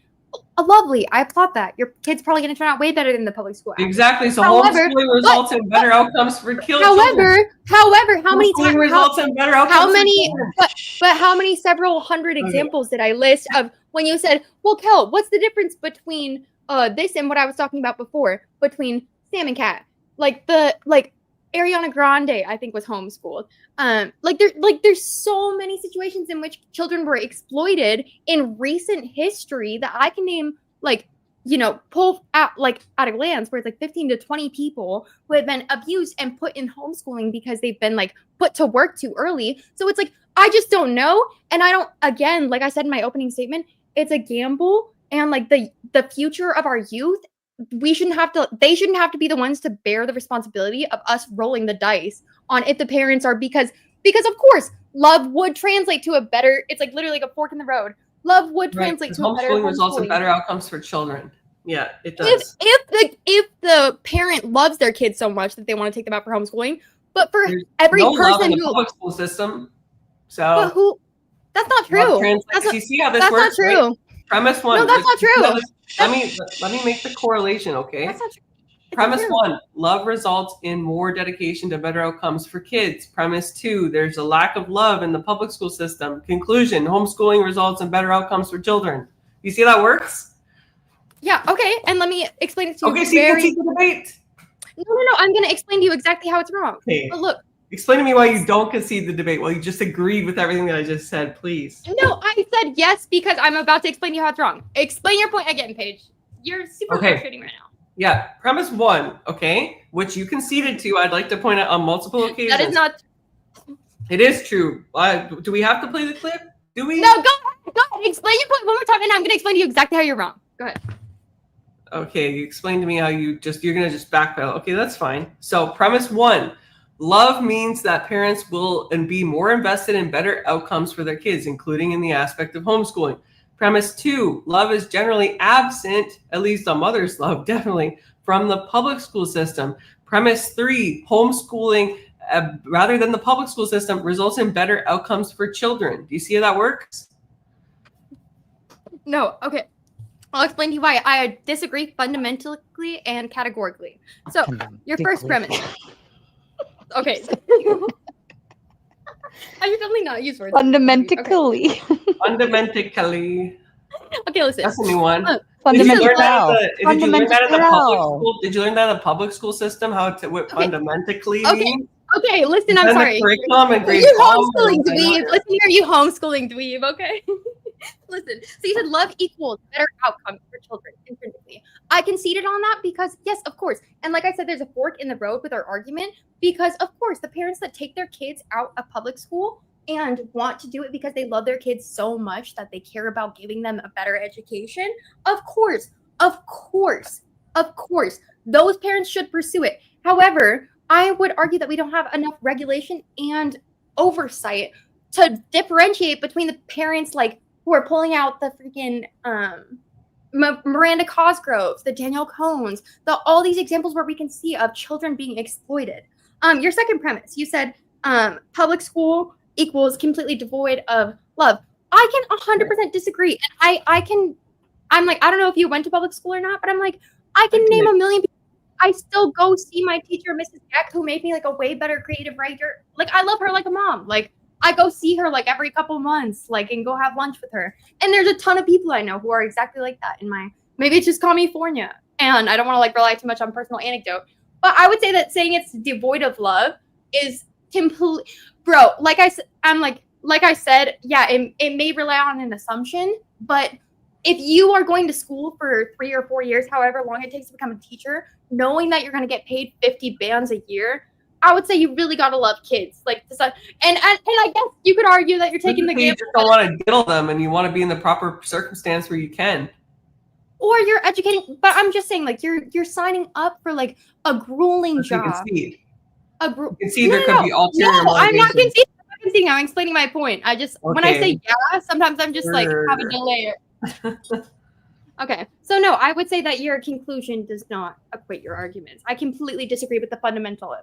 There's a difference between fondness and love, Kel. Like, I'm sorry that maybe you haven't experienced like parental love, but like my dad and I are like this. Like, we talk every week for at least 2 hours. He is an amazing support. He is an amazing father. He is wise beyond words. If he's the smartest man that I know, I love my dad. And I can tell you right now that my dad loves me more and is more invested in my future, which he helped, fund and care for, than like any teacher that I've ever had. Yeah, they were fond of me. Like you said, I might have had some after class, conversations like mentorship elements, but that was a fondness. It wasn't a love. Like at the end of the day, the teacher goes home, and if they have their own kids, they love those kids. That's different than what they express to you in the confines of an after class discussion. And I think you'd be hard pressed to convince me otherwise. And I love that for you, and I love that you have that relationship with your dad. And I hope, or I honestly wish that every single parent who had that relationship with their kid, maybe homeschooling would be a better outcome for them. However, I know for a fact, based on me, and I can name 2 or 3 people in my personal life where our parents had ripped us out of homeschooling in like 10th or 11th grade and said, you know what, we know better. Fuck like your socialization, fuck your adaptation, fuck like your perspectives from other people, fuck your college networking from all these career days, blah, blah, blah. I know better, and didn't give us the same opportunities that we had, we would have been completely fucked. So I love that you have that. I hope every single student that gets pulled out for homeschooling gets that same opportunity. But for every Paige, there might be a Danielle Cohn. There might be a Miranda Cosgrove. There might be a, you know what I'm saying, people who are exploited. And until we have more regulation and oversight, I don't think it's appropriate to expect every single parent to approach it in the same fashion. Well, I think, I don't like to get hung up on anecdotals, but I think that I am living proof that love does translate into better outcomes. Like, I am highly educated. I'm accomplished. I have like my own place. I moved out of the house when I was relatively young, 18. I've always had a job, right? I am very well versed, and I also have a better emotional. No, I'm just kidding. I don't spaz out during debates. No, I'm just kidding. But yeah, I think it is demonstrative. And so you did concede before that love is an element. And I think we're talking about different aspects. Like I said, I think you're kind of confusing love with fondness. And Mr. Bill said it perfectly. He said a teacher's love ends at 5 p.m., but a parent's love is forever, right? And so I think it's a tough correlation to say, okay, like a teacher can love you as much as a parent can. Like, yeah, maybe a really crappy parent, but that's a one-off instance. And in terms of like the streamers and like the celebrities that you talk about, that homeschooling was not the primary motivation. The primary motivation was cash money, honey. So it's not really a correlative element. I thought my opponent might take this angle, Chad. I really thought she might. And I'm so glad that you did, because it really illustrates aren't you homeschooled? Are you homeschooled? No, go ahead. Keep going. Wait, aren't you homeschooled though? No, I'm not homeschooled actually. Okay, I mean, my mom homeschooled me for like she didn't put me in daycare, but like after I was, I don't know, like 5 or 6, she put me in school. I think, no, maybe it was 7 or 8. It was like somewhere. I didn't go to daycare. That's all I know. Helen. No, that just seems like a very it just seems like a homeschool coded take, I would say. Okay. I actually support it, because I do, like, I firmly believe this. Like, yeah, I myself maybe didn't have the benefit of a full homeschooling, but I firmly believe that this is the way. I think that especially in the age of like wokeness and increasingly confusing things that people are being taught, like kids are being taught LGBTQ when they're, in elementary school, which to me is like baffling. Even if you support that, why would you be teaching kids about that? Like, that's just going to lead them to especially given the fact that they all have phones and access to the internet, that's going to lead to a spiral that no parent wants. At least I think very few, even the most progressive parent, would want to teach those kids that themselves. Right? I'm like, Gish Gallop. We're not talking about LGBT rights and I can Gish Gallop if I want to. However, you can Gish Gallop too. I'm just going to call you out on it. Yeah, but don't you think that homeschooling, like, obviously, like, for most of the time, obviously, in today's failing economy, there is no way that it's your primary job. But that's really what it comes down to, is that people who are at school, like as teachers, they do it vocationally. Whereas it's always going to be the second priority for the. What would be the first priority for the homeschooled, like other than the homes? Like, hopefully they'd be a stay-at-home mom, but what if they have another job? Like in today's economy, odds are they would. I doubt it. It would be impossible, especially if you had like multiple kids, Kel. I think it would be very difficult for you, unless you did something like casually, like you did, like let's say streaming, for example, because that's what you're doing it right now. I'm just here for the debate, but like that's a hobby that you could do. You could do that for a couple hours a day. That wouldn't be your primary focus. Your primary focus would still be those 6 to 7 hours that you're homeschooling, right? My chat is murdering me right now. Oh, okay. Sorry. But yeah, no, I 100% agree on that. The debate. No. Everyone's like acting like it's over. I'm like, even the libtards know that I won the debate. That's pretty crazy to me. Yeah. No, I have to assume this is Sarah's chat. Okay. I think we can. I think we can go ahead and head into closing statements. We're at the 2-hour mark almost, or right close to it. Yeah. So, but no, I would agree with that statement. I would agree, but with the premise. But I'm like, again, it's an execution. You would agree that I won the debate? No.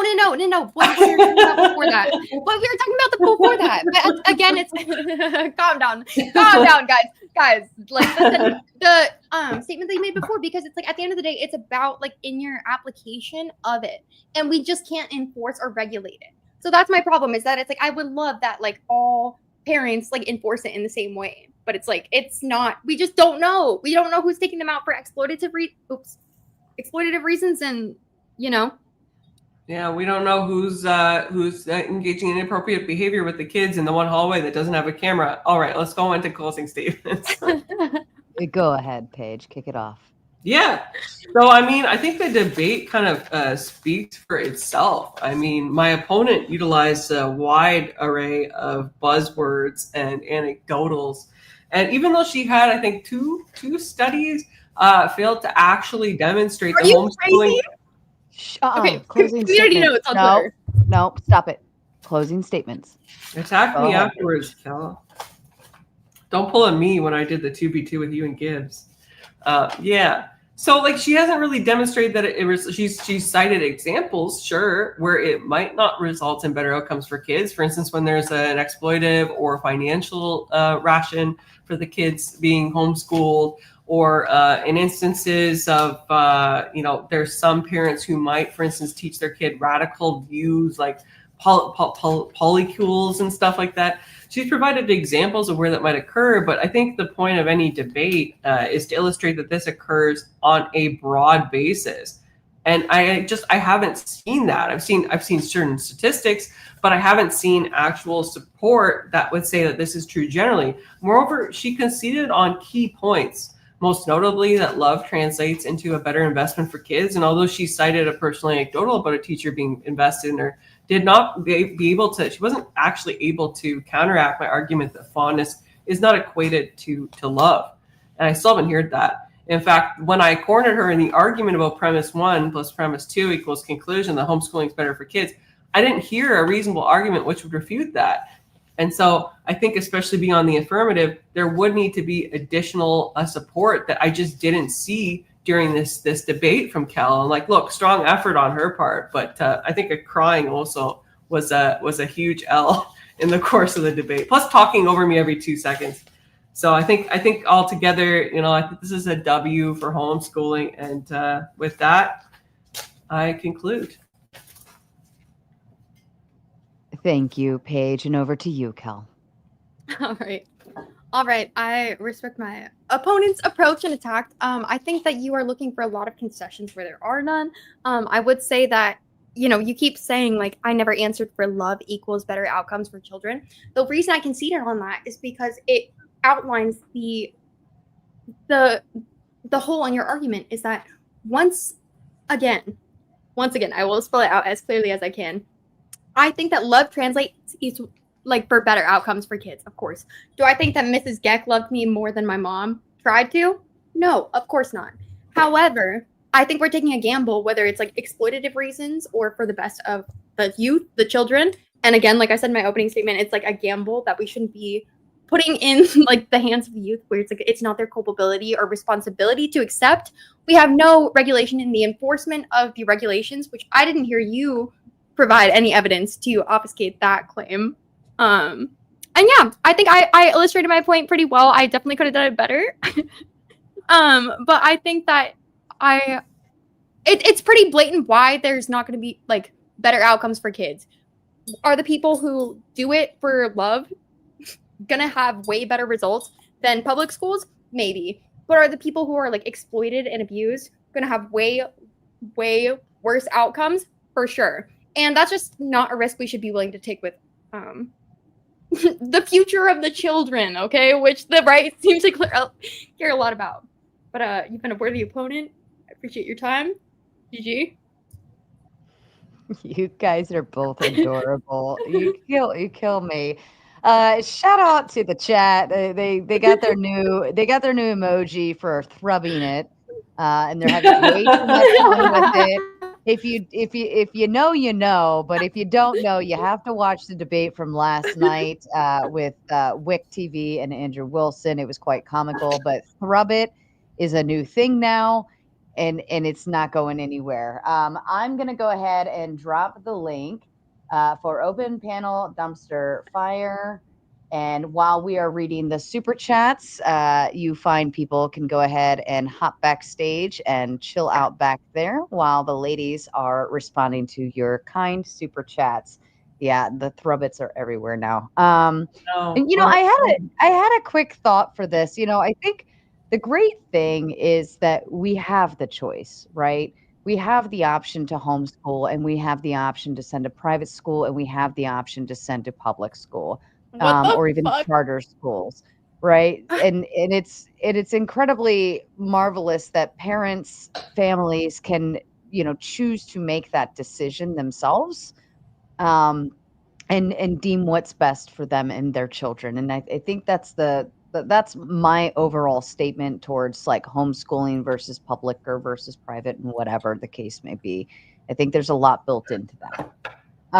Vidi Veni Vici with the Big Ten says, happy Friday. Thank you, Sarah, for hosting the debate. And I look forward to some interesting conversation. Interesting nonetheless with these two, of course. Right, ladies? I mean, for female debaters, we're okay, right? You know what? Yeah, we did okay. We weren't like, you know, nobody got... Could have been worse, could have been better. Nobody got crazy. Nobody was like spurred too much. And nobody was like yelling and calling each other a bitch and all that stuff. So You're too nice, Sarah. I did spurg a little. I don't think you were spurgy. You just... You have a higher pitched voice. So when you get excited, it comes out more vocally. Just Gerald says, I'm sorry, why do people use college as a metric of success? I didn't go to college. Does anyone here doubt my success? I don't think anyone doubts your success. Just, I don't think that's the case. Does anybody have a response to this? Jess is a very accomplished man from what I can tell. So no, I mean, college isn't like there's plenty of people with art history degrees they never use.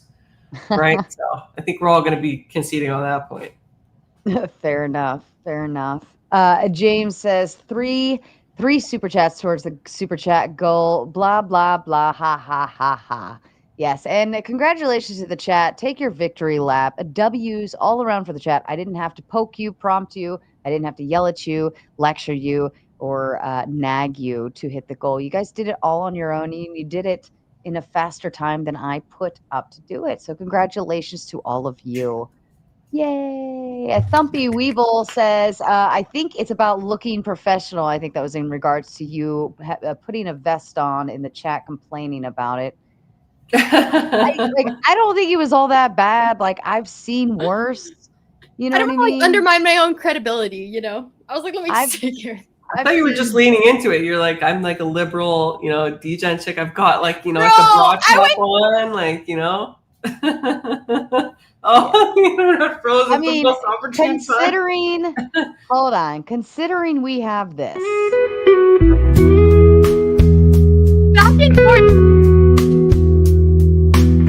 This message is sponsored in part by. I have to shield my eyes from that. Oh no, top is not that bad at all. Chat, how about crystal stickers on here? You'll be fine. You thirst trap dirty boys in the chat, and you know it. Thumpy Weevil says it's called therapy. You don't need a school counselor to talk to someone. I think that's agreeable. School counselors are, I think, overutilized for things that they shouldn't be used for. I think a school counselor should be, what kind of classes do you want to take? What do you want to be when you grow up? What can what can we do to get you there? But instead, they're being utilized as therapists, and I don't think that's the place for that. Maybe to ensure somebody feels okay, things are going on in school, something like that. That's fine. I get it. Then refer back out to the parents and say, hey, we had a conversation, and I think you need to do X, Y, and Z further or whatever. But any thoughts to that, ladies? Yeah, I mean, like I have my own views on therapy, which could be an entirely different debate. But yeah, like this is what I came back to. I consistently said throughout the debate, I said, look, Cal, we don't need school to facilitate sports. We don't need school to facilitate counseling. We don't need school to facilitate like learning other things outside of the curriculum. So I think we like to get into this kind of tunnel vision where it's like, we need this because it's worked for so long. But the fact is that just because something has done well in the past by some kind of like random statistic doesn't mean that it ought not to be changed. Like we should be constantly evolving and improving things in society, right? So other than the Bible, do not change the Bible.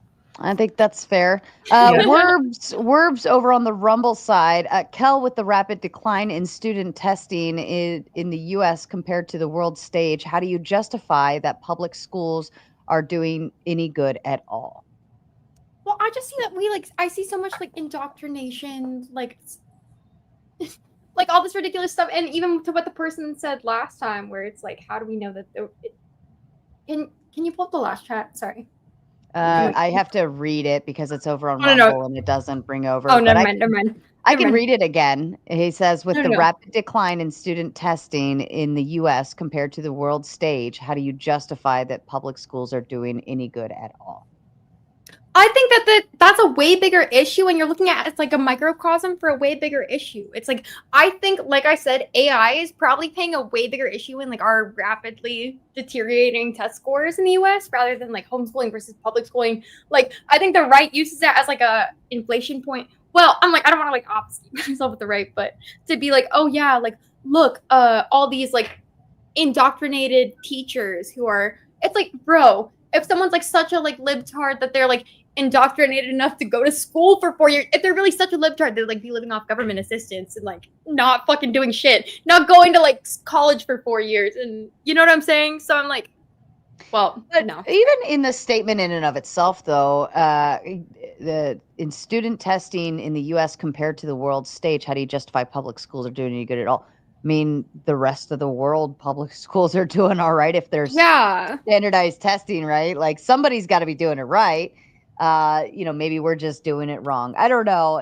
That kind of seems like in and of itself kind of thing. Due to how poor the education results have become in the Western world, especially with the woke agenda, it's no wonder homeschooling has become so popular.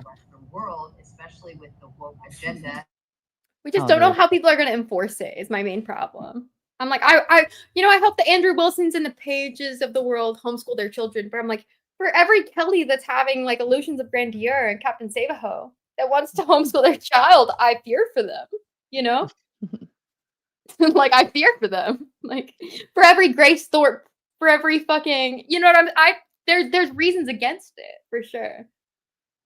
That's fair. Paige, any thoughts to it? Are you muted? You're muted. This is the problem, is that there's no like Kel, made a lot of points about like there's no consistency or guarantees on the homeschool side. But I mean, like just as there's not on the public school side, and there's less predictability because it's not directed by the person that loves the kid, right? So I understand there's bad actors on both sides, but like Kel even herself conceded that love does motivate people in certain ways, and I think that is beneficial to my point that it does result in better outcomes for kids. Not always, but for the most part, right? Generally. Yeah, I would say 50-50. But how many kids can you name that came out of homeschooling where their parents loved them and produced good outcomes versus how many did I name that were like exploited? Like the Miranda Cosgroves. It's far, like I said, it's very rare that a kid becomes famous and is exploited in that manner. It's so rare, Cal. It's not that common. I think that's a weak point in terms of your side, but it's just my position. Fair enough. And shout out on the Buy Me a Coffee. Nathan sent 5 beers, which I think that's $25, and said, "Thanks for all you do, Sarah." Thank you so much. I appreciate that. It's ever so kind. Kokomo says, "Mustody." I think if people, especially for a debate like this specifically, I think something that maybe people should consider is sending the studies they plan to use in advance of the debate. I think that would be a really... Paige tried, and I was I tried, and like, this is what I didn't rest on the debate, just like I didn't rest on the fact that I only got 3.5 hours of sleep. I'm doing it now. Oops. But no, like, we did talk about studies. We did talk about studies in advance. I said, Kel, do you want to exchange the studies? And like, she was of the same point of me. Like, we have so many studies, like, it's probably not going to be like a worthwhile exchange. It's going to take us forever to post these in there. Are we just fine with like, Gibbs and Grid both hadn't answered, and for the record, both of them agreed with you, because Paige was the one that was like, we should show studies, and so they hadn't answered yet, and I felt like I should get back to you ASAP, and so I was like, no, Magician never shows all his cards. All his cards. Yeah, are you a magician? But no, they both were like, yeah, you should have sent them beforehand so we can reference, back them up, verify, poke holes in it. Right. Yeah, because what happened, right, was lesson. like, sorry, this is like debate schooling and stuff like that. But what happened was that we entered into like I said, like a debate of the studies. And if we had had the opportunity to review it in advance, they might not have gotten into that. So just for future debates, like, I don't know if we'll have a future one, but just for future debates, I would just keep that in mind. This is why I always offer, because at least then if like you get hung up on the studies, which kind of happened, I could have said this, but I didn't, is that, okay, well, we already agreed not to exchange studies. So you can't go and like hamper on my study in the moment when neither of us have had the opportunity to extensively review each other's studies, right? Well, I felt like you were poking holes in my studies. I kind of felt because you did. I had no choice. You forced my hand, right? You were like, your study's crap. So I'm like, okay, well, now I have to examine her study, and like, I'll have to look back at it, because I felt like I wasn't trying to do that like right off the bat. Sarah gave you a handout on that. She's like, I looked at the study. I wouldn't have gone for that because I know we didn't exchange it. But to be fair, Sarah was like, yeah, she probably didn't know that Paige offered to. Favor there, yeah.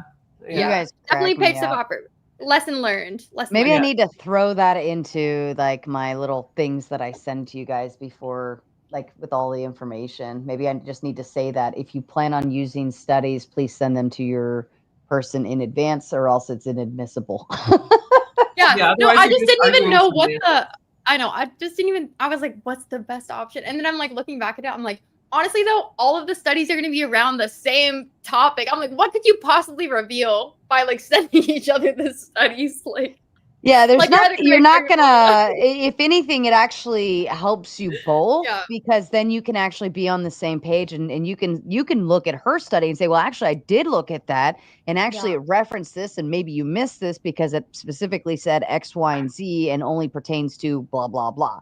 Right. Yeah. So it arms both of you, but also protects both of you at the same time. Exactly. Jess Gerald says, Paige out here like a patient mother trying to teach a dog algebra. I always get the mom. People are like, oh, you sound like a patient mom. I'm like, I have no children. I've literally never raised a single. Well, my brother's 8 years younger. That might be why you're so patient. There's like two ways you could go here. Like, if you don't have kids and you don't have the stress of the day and all of these things in your face all the time, you could probably maintain a straight face. But also, if you do have kids and your day is crazy, then something like this is very easy to manage. Yeah, my brother was a little shit when he was younger, and I had to like basically raise the kid. So he's great now, but as a kid, he tried my patience many days. Yeah, fair enough. James says 9 super chats towards the 20 super chat goal. Ice Stamy says, I'm broke, so you've really got no excuse. That's fair. Thank you, Ice Stamy. Powder Dusty says, we need more homeschooling families and fewer closeted gays playing the modesty police role. And Dusty's sitting backstage too, waiting to come on and attack that the modesty police. Kel's study says 37 homeschoolers to 37 demographically matched traditionally schooled children, and found that homeschooled students in structured learning environments scored higher on standardized tests. Any thoughts? No. Yeah, I mean, that supports they homeschool students in structured learning environments scored higher on standardized tests. That's exactly what I've been trying to say, is like, when a parent loves their kids, they make the best efforts to ensure that they get the best quality education. Like, many parents would give the shirt off of their back to make sure that many, but who knows how many? We don't argue debates based on exceptions, Cal. Don't make the typical woman mistake of like relying on exceptions and anecdotals. Go by generalities. That's how we argue how rules and regulations ought to be set, right? Right. Thank you, Paige. Great point, Paige. All right. Neve Totally says, homeschooling, we just don't know. Whatever. Well, that's a podcast you were on. Yeah. Well, you were decently like you pretty good showing on that one. Yeah. Did you ever go on? Neve says cons are always college bad. They don't value education, so it's no surprise that they would underestimate the dedication required to educate a child. It's a skeptics culture built around education bad. They have zero viable alternatives. I'm not surprised Nev said that. I'm not surprised. Andrew says, hey, Paige, haven't watched the whole debate, but I know you're kicking butt. Keep making the cran and sandwich crews proud. Let's go. I try. Every time I make a sandwich, I think about the crew and how I can better benefit the crew, W crew, and 1SB. Fair enough. Is it the Powder cold? Dusty. Oh, the cold. Yeah, it's the crucic cult. Yeah, no, it's not a cult. I need an emoji that says it's not a cult. Dusty says open panel dumpster fire. Nobody cares about tomato sandwiches. We all care about tomatoes and sandwiches, sir. Those in sandwiches. Jess Gerald said if women stayed home to raise the kids, we wouldn't need the government babysitting system, but y'all wanted careers for some reason, working 60-hour weeks. So public school. And we didn't even talk about daycare. I had stats on daycare too. We didn't even get to that, but whatever. Well, even at that, women have actually always worked.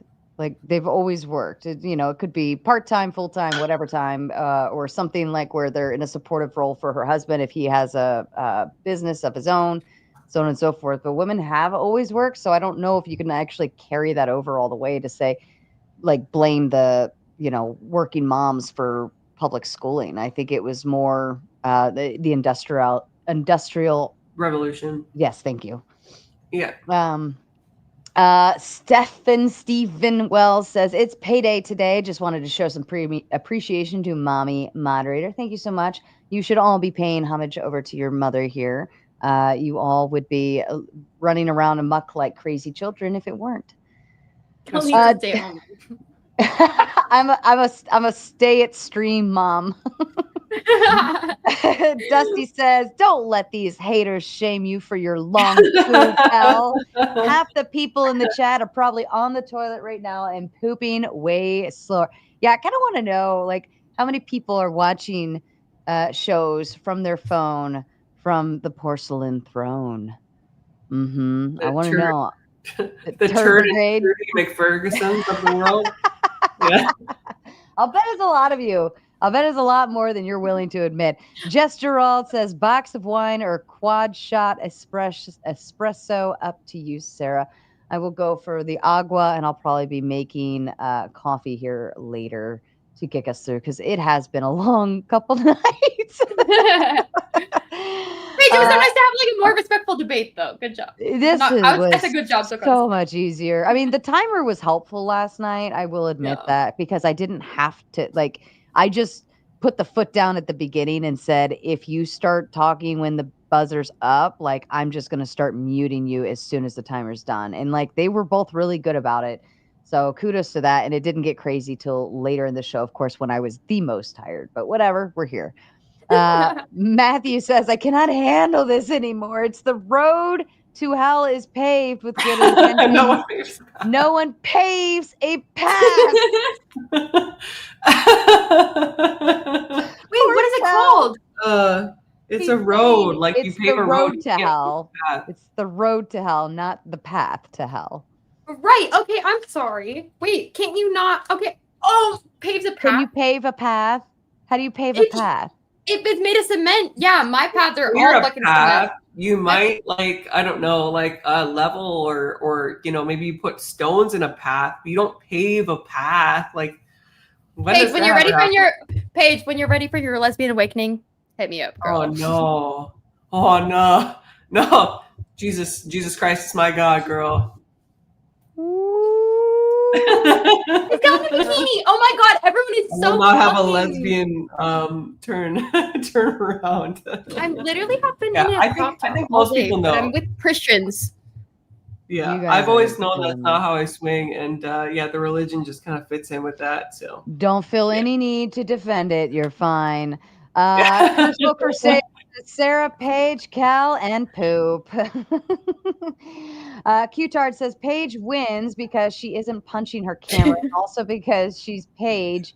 GG, everyone though. What's GG again? Good game. Good game. Okay. yeah, thank great you. game. Yeah. Yeah. Really It's like a good job. fucking Good job. acronyms. Yeah, what's that word? Acronyms. Let's see. And Gesterald says you'd rather roll the dice on strangers with your kids than the parents. Yeah, strangers that went to school to be like to pursue education for sure. Nothing to For do with sure. their Because morality. parents, we just don't know.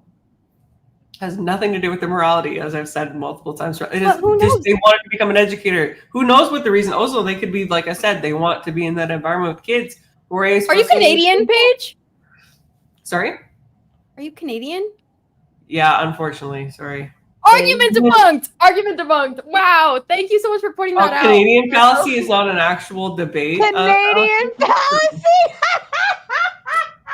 The Canadian fallacy is not, I can really everything lean you into say it. going forward is moot. All right, last one, and then we'll get our panel on here. Texas has thousands of reports of sexual misconduct of teachers. Did you just snort? Snort? Did she just snort? Yeah, she's pooped and snorted on this stream, for the record. Snorted and cried and cried. Yeah. How many more emotions are we gonna get from you? How many more bodily emissions are we talking about, Keller? Oh my goodness. Texas has thousands of reports of sexual misconduct of teachers that haven't been investigated. If the state can't protect them at school, why would we ask them to monitor our homeschool? Good point. PIC. Hey, Keller, you you trying to muted, say Kel? something in the stream? Oh, sorry, Twitch. I'm like, but Yeah. I was gonna apologize, but I'm like about to say it again because I was muted. Fair enough. Most All re- right, ladies, That's are the you most ready? retarded stream I know. The Are Sims you- in the chat. Her snorting I'll is take kind of this. cute, not gonna lie. Ugh.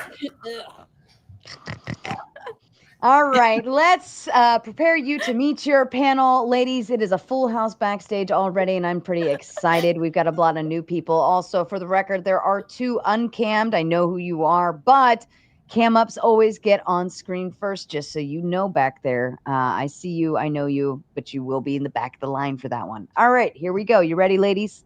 Yep. I'm just gonna use the Watchman and refill my water, so just bear with me. All right, do Yeah. your thing. Here we go. GG.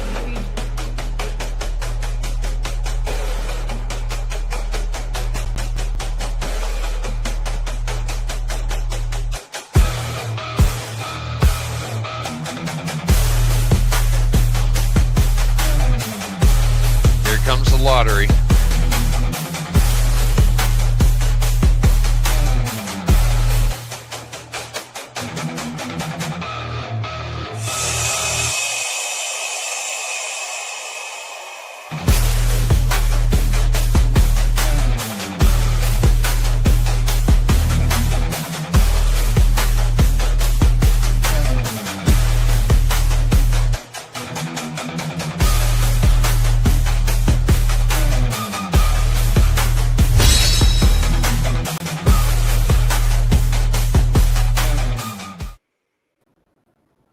All right. Good evening, ladies and gentlemen. We have some new panel friends this evening. Of course, I'm super excited for all of you to be here.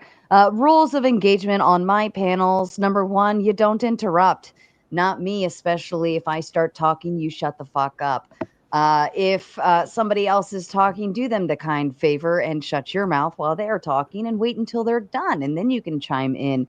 If it gets too crazy, I just tell the chat to do their job, and they will pay to boot you to the back. They can pay to boot you, and you have to get backstage, back in line all over again. That's how it works. You need to bring all of your rich friends here so they can buy you back up if you get booted to the back. That's how it works. Ryan's not here. We can't boot Ryan yet. They're already saying boot Ryan. All right, let's go ahead and kick it off. Wow. Thumping Weevil. Hello, my darling. And for the record, I'm going to go ahead and kick off the gauntlet. Hello. I'll give you guys about 5 minutes to kick on over to the gauntlet, and then we'll go from there. All right, go ahead, Thumping Weevil. Kick us off. Do you have a delay? Hi. So do I have a delay? Yeah, I didn't know if you. All right, Can I'm you gonna guys hear count. me? Hold on a second. I'm going to count backwards, and you're going to pick up where I leave off. 10, 9, 8, 7. 6, Oh, 5, that's a bad delay. 4, 3, 2, 1. All right, this time I want Is you to do it- it right after I Hold right on. after I say 7. I want you to say 6. We're going to try it again in case there's a misunderstanding. 10, 9, 8, 7. Is there any 6, way I she has can a try delay. join back on? Maybe I have to switch over to the gauntlet. Because I can Yeah, no, you don't have to switch over to the gauntlet. It's still the same length. Go 7. jump out and then jump back in. We'll try it again. Hold on. Here, I'll remove for now, and then we'll save that spot. Okay, Ren Rogue, you're in the hot seat. Go ahead, kick us off, please. All right, I'm just pretty interesting debate, a topic of interest for me. I'm like an OG homeschooled. So back in the day when there was a lot of regulation, at least in my state, and my mom carried a card around that like had the statute, so that when people asked why I wasn't in school when I was seen in town. So anyway, I just thought I have a lot of interesting, I have a lot of experience with it. So anyway, I thought I would join up, answer Hell any yeah. questions anybody had for me about what it was like back in the Uh, day. Did you want to throw anything like specifically out there to the panelists? Yeah, the one thing I wanted to really, from my perspective, I think that I wanted to point out is that there is a lot of history with homeschooling. Like it's recent that it's become more of a mainstream topic, but it isn't a recent phenomenon, right? My mom was homeschooling me 30 years ago, and like I said, in that example, there was a lot of requirements, a lot of reporting, a lot of testing that went on, and then at some point they decided that was actually unnecessary. Like the regulations were relaxed. Like we've already been through a lot of this. This isn't new ground. So that was a point I wanted to put out there. All right. Not exactly sure what you're speaking to, but we'll get to it. Yeah, go ahead, Joe. Open it up. No, I just don't. It just sounds like bullshit. The regulations for homeschooling have not really changed over time. So I'm trying to wonder, like, what specifically are you speaking to that changed, right? Like cards for verifying attendance or lack thereof is a common thing that we can date all the way back to the 70s. But I'm wondering what specific thing you're speaking to that like it was more regulated back when you were in school, which I'm presuming is the 70s to now. No, it would have been the 90s. Okay, so that makes your argument even worse, but let's get it. Yeah, so specifically, my mom, did the paperwork for the homeschooling. She had to file a calendar at the beginning of each year. She had to report that she was going to homeschool me. I was required to take all of the standardized, what do they call them, achievement tests at the different grades. Like it was about every 2 years I had to take an achievement test. Like there was quite a bit of stuff that had to be done. And then at some point, I was I don't know what technically grade I would, somewhere in the middle of it. I know at that point, at least one of my siblings was also of schooling age, but at some point we stopped having to report that. They passed laws where you didn't have to, do all this, file a curriculum and a school calendar and do all of the standardized testing. When you say file a curriculum, what does that mean? I don't know how much curriculum was actually had to be filed. That one I'm gonna walk back a little bit. I know there was a calendar you had to file. Sure. Like I said, that was a long time ago. I wasn't the one doing it, but I do know that there was a point where the amount of paperwork and reporting was reduced to a simple amount. So, Joe, are you denying that the topic of homeschooling has become a lot more popular in the last, 5 or so years?